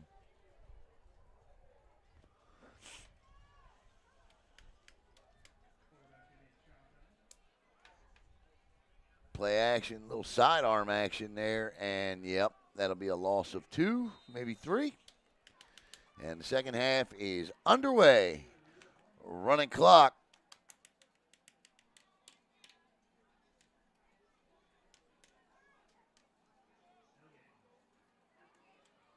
No gains, 2nd and 10.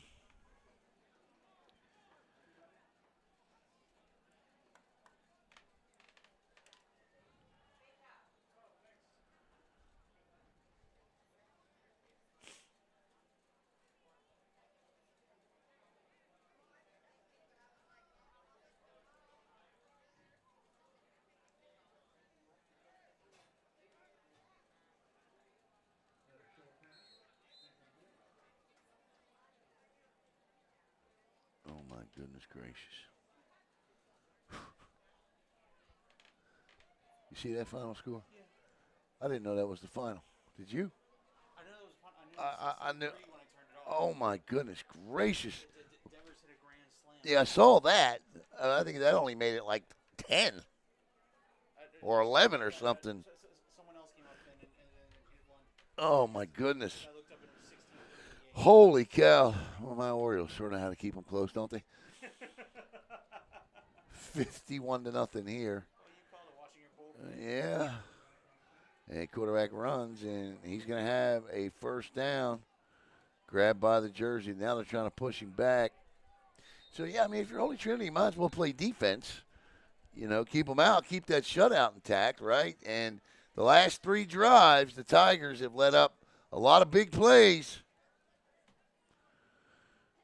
And when I say big plays, I mean like 15, 16 yards that has picked up Palm Beach Christian first down. So, but these are the things you know, and I'll keep reiterating it.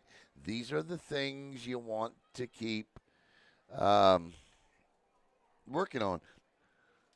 Looks like the second end of that doubleheader was postponed. It was. Yeah, that's what it said. Look.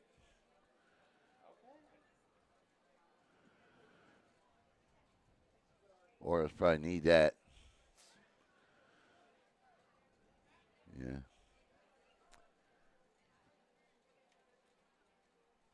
Alan, that game was 16 to 3 in the 8th. At Yeah. what point do you say, "Hey, let's just stop this and go on to game 2"? Like, take our break and come back for game 2. You mean like when it's 51-0? Yeah. All right. In a spring game, 2nd and 10.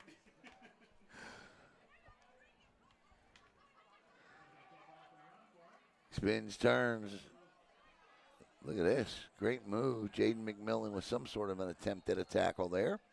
And finally pushed out of bounds. And they're just running all over Holy Trinity right now, as he is Kristen Gibson.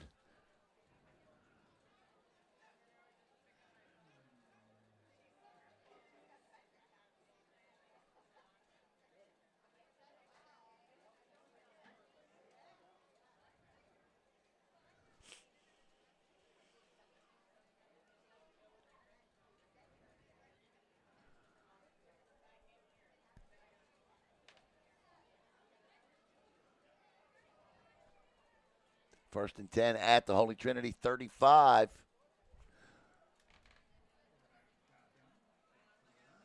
Little sidearm action, and that ball is out and recovered by Holy Trinity.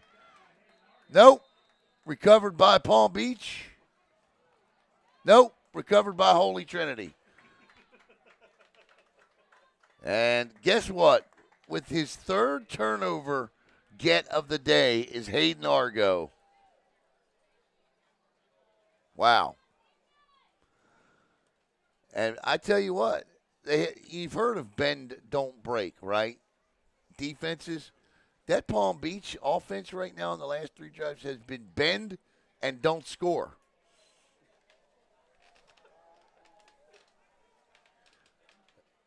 First and 10. I mean, they've driven up and down the field. They have nothing to show for it. Yeah, that's going to be all kinds of men on the field, false starting and everything.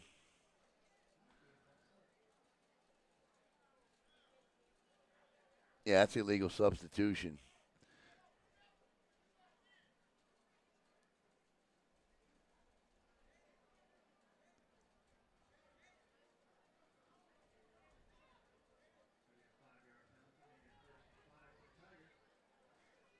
So first and 5 now for Holy Trinity.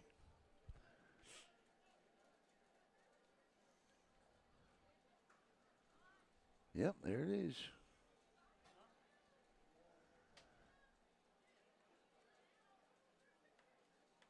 Got some rain up at Fenway. Yeah, day-night doubleheader tomorrow.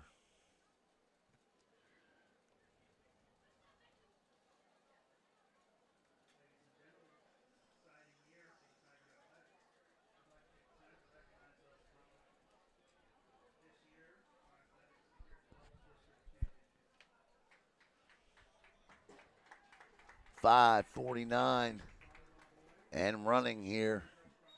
Does not matter.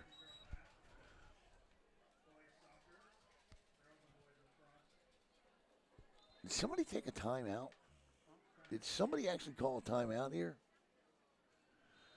Did I miss that? Anyway, it's down to 5:26 to play in the third.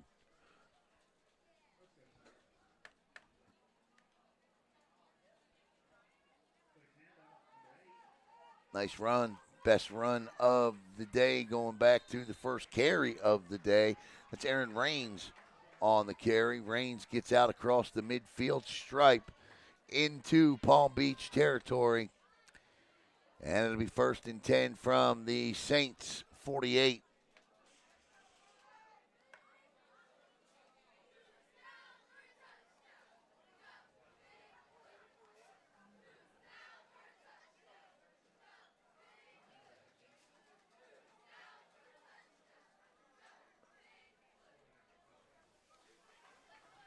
Turns, gives again, and this time nowhere to run, nowhere to hide. As Palm Beach Christian gets in there and shuts it down, and the Tigers will even lose a yard. And so I'm not completely convinced on this rushing attack of Holy Trinity heading into the fall. So obviously Coach Brown's going to have some work to do there with his young offensive linemen. You got the summer workout program coming. Those guys will get bigger. They'll get stronger. But the Tigers are going to just simply have to run the football better than they did last year. 2nd and 11. They certainly can throw it. And that's a great RPO. Nice keep.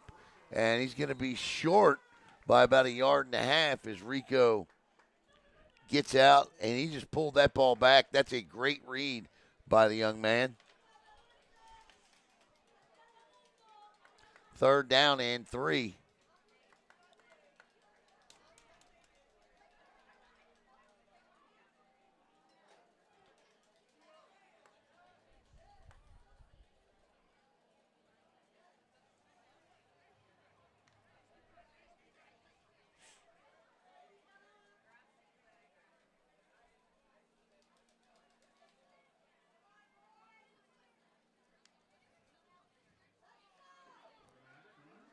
Nice job again, and he's going to have enough for the first down as he just gets right out of bounds.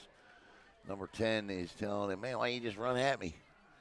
Well, because I'm a quarterback, and I ain't trying to get hit. First down. No, he's short. 4th and 1. Come on, Rico. You gotta know where that marker is. That's what Hurley Brown's telling him right now. You gotta know.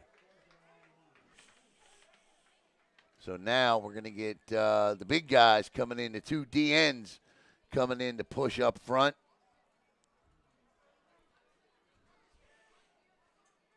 Fourth and 1.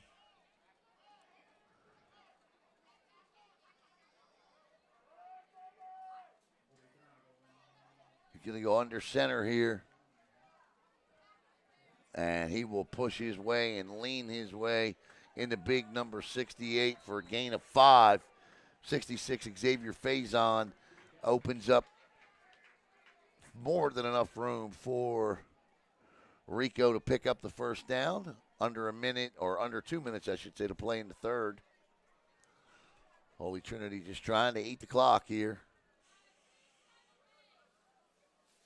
You don't give it back to him. I've seen that in running clock games. I saw Coco do that one time. I saw Coco keep the ball for the entire third quarter and half of the fourth quarter before finally scoring a touchdown and giving the ball back.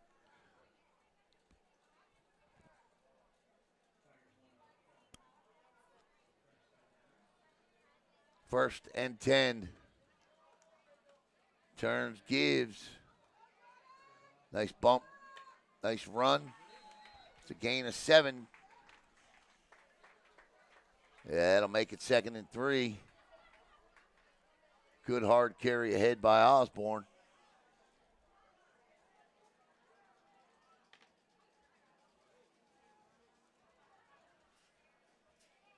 Jordan Osborne.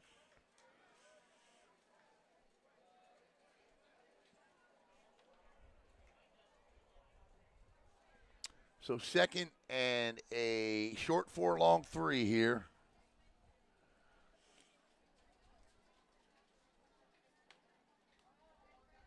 Osborne to the right of Buitrago, and he's got room. Cuts back inside, cuts back again. 10 spins, turns all the way down inside the Jimmy Hula Food Nirvana red zone. First down, Holy Trinity Tigers, and that will be the final play of quarter number 3. We'll be back with the start of the fourth quarter here on the Brevard Sports Network. Hello, Space Coast. Alan Slaughter-Zinski for the Brevard Sports Network. I just wanted to take this opportunity to thank all of you for your support of BSN and allowing us to cover your student athletes and come into your home each and every night. Give us a follow on Facebook at Brevard Sports Network, and here's to many more years of top-notch sports coverage right here in Brevard County. Thanks again.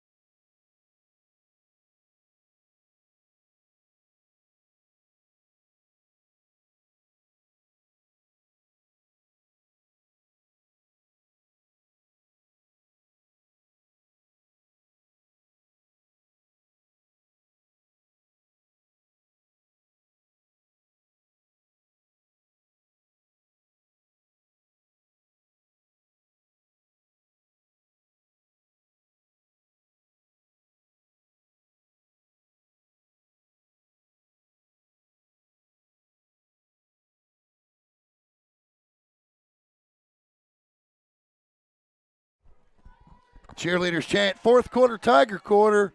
It's been first quarter, second quarter, third quarter, and fourth quarter, Tiger quarter. Tonight, 51 on the board here as we approach the fourth and final quarter. Clock running already. That's a good sign if you're Palm Beach. As they just simply, Rico throws, caught, touchdown. Holy Trinity Tigers. Did he catch that? Yeah, he caught that. Well, I mean, is there anything wrong with not making a sign there, ref? Number 21 on the catch. And this, we talk about the night that Jaden McMillan's had, but you certainly cannot take anything away from Hayden Argo tonight.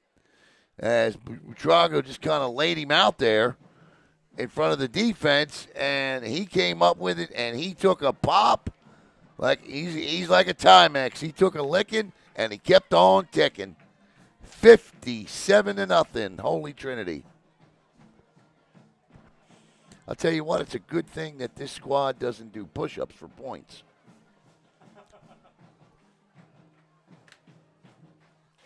Because they be doing a lot of them tonight.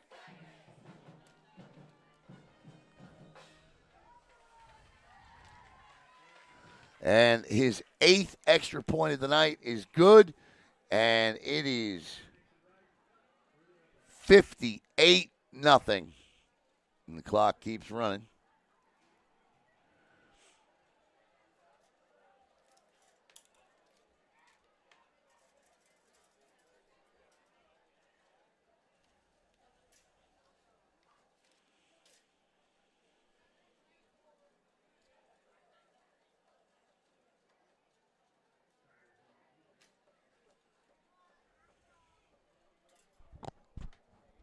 So Palm Beach Atlantic will take over 1st and 10 at their own 25. I'm interested to see what the Tigers defense will do here. They've been giving up they've been being gashed at times for chunk plays, if you will, 12, 15, 18-yard plays here on the last 4 or 5 drives by Palm Beach going back to the second quarter. So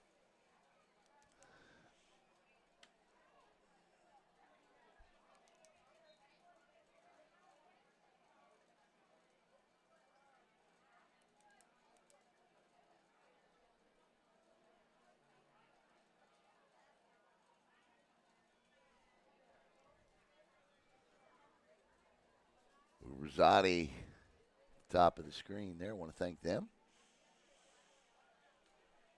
It's the off season.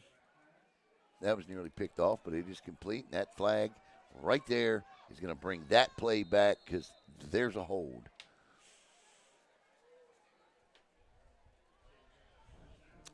Yep.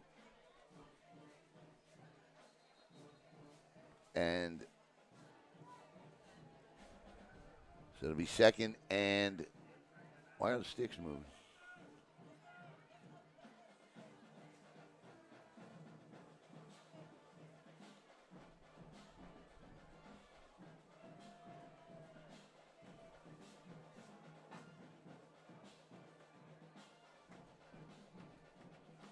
So they'll walk it back 10 yards from the spot of the foul. It'll be 1st and 15 now for Palm Beach Christian. 8:02 to go.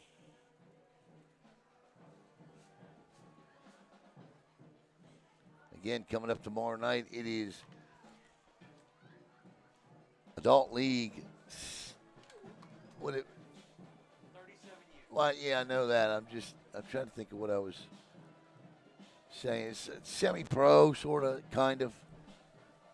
Nearly fumbled it. Gets it back, but it's going to be a good one tomorrow night. That's number 2.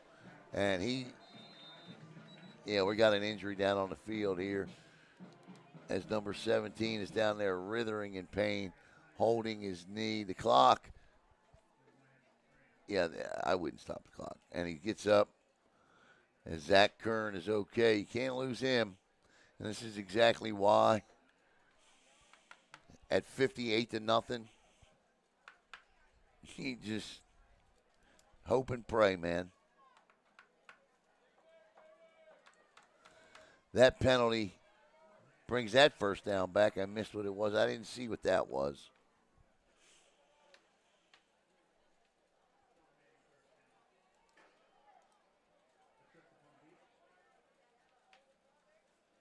So it'll be 1st and 15 again. And they just they just keep picking up big chunks of yards. And Holy Trinity just keeps giving it to them. And they keep committing penalties and losing it. Throw, sidearm. Yeah, number 4 should have had that one. In and out of his hands. And if he catches it, it's a first down. I'd like to know who this quarterback is because he's got a pretty good arm on him. You see the way he slung that thing across? That's not an easy pass to make diagonally across the field like that with that much on the football.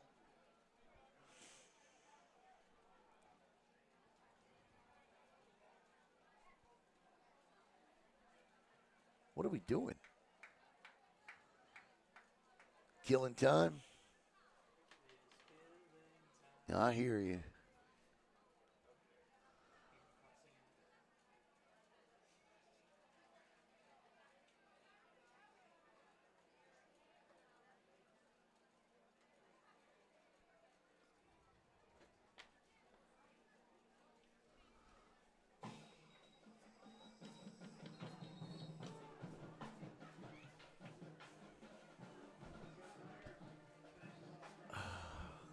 My legs cramping. The heat and the humidity. Here we go. And we're just getting started. And he's a big young man, too. Wide open on the other side. Busted coverage. Nobody home. That's a strike. And that's just a defensive that's just busted coverage. Nobody was there. The receiver took off, and the quarterback immediately recognized him. And that is a beautiful pitch and catch for Palm Beach Christian, who, if this is their quarterback, that's the kid that should have been playing the whole night right there.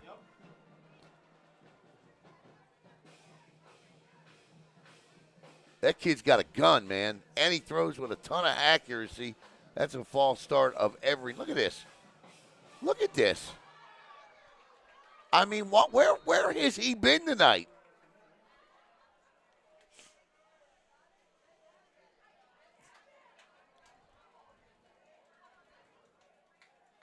That's your quarterback right there. Yep. There should be no doubt going into fall who the quarterback is for Palm Beach. It's number 7.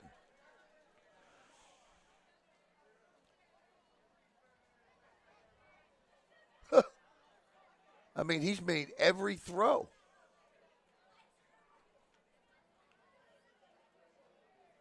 Sets up, under pressure, rolls right, follows his block, touchdown, Palm Beach Christian. Outstanding job by that young man to get down the field. And finally, they get on the board 40 minutes after we started, 3:15 in running. It's 58-6, Holy Trinity. And the big play on that drive was the fact that nobody was covering the wide receiver on the far side of the field. Palm Beach had some defensive lapses tonight that they're going to need to get corrected going into the fall. I'm sorry, I said Palm Beach. I meant Holy Trinity. Holy Trinity. And if I call them Palm Bay again, I apologize. But Holy Trinity has had some defensive lapses tonight that Hurley Brown's not going to be happy with. They're going to go for 2. Number 7, bad snap, picks it up, just lets it go, and just right there uncovered in the front of the end zone. And that's 2 points, and we got a flag that flies in from the back. Let's see what the call is from Dwayne Summers.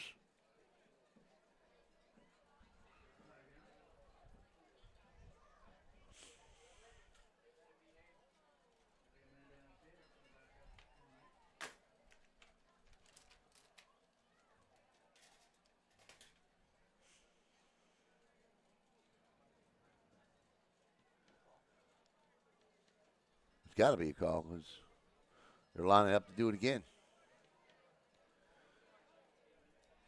So they're going to go for 2 again, this time 5 yards back. So it's 58-6. They completed the first one. Not sure what the call was. But they line up to do it again, and here we go. Quarterback looking, patience.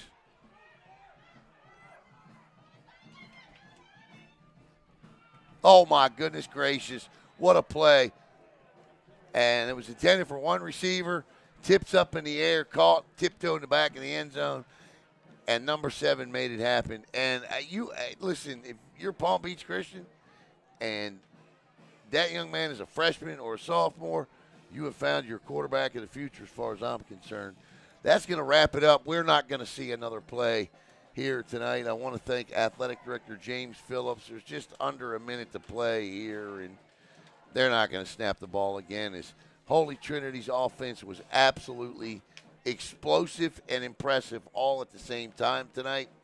93-yard touchdown, a 79-yard touchdown, a 15-yard touchdown, all from Rico Butrago to Jaden McMillan. McMillan with a 95-yard pick six. He's not the only player of the game tonight. How about the stellar play by Hayden Argo, who had several defensive touchdowns tonight? So Hayden Argo and Jaden McMillan, you are our Jimmy Hula's Food Nirvana players of the game tonight. And that'll be the final play. Little pushing and shoving, and yeah, that'll definitely do it. So for Kale, we'll keep it right here, though, until this cools down. It's weird to see two religious schools smacking each other in the face mask. But that'll end it tonight as the Holy Trinity Tigers get their spring game win 58-7. Again, I want to thank all of our great sponsors, Jimmy Hula's, Chrissy, Lindback, Uberzati, and Natwick Insurance. So for Caleb Brown, I'm Alan Slaughter-Zinski. Once again, the final score, the Tigers 58, Palm Beach Christian.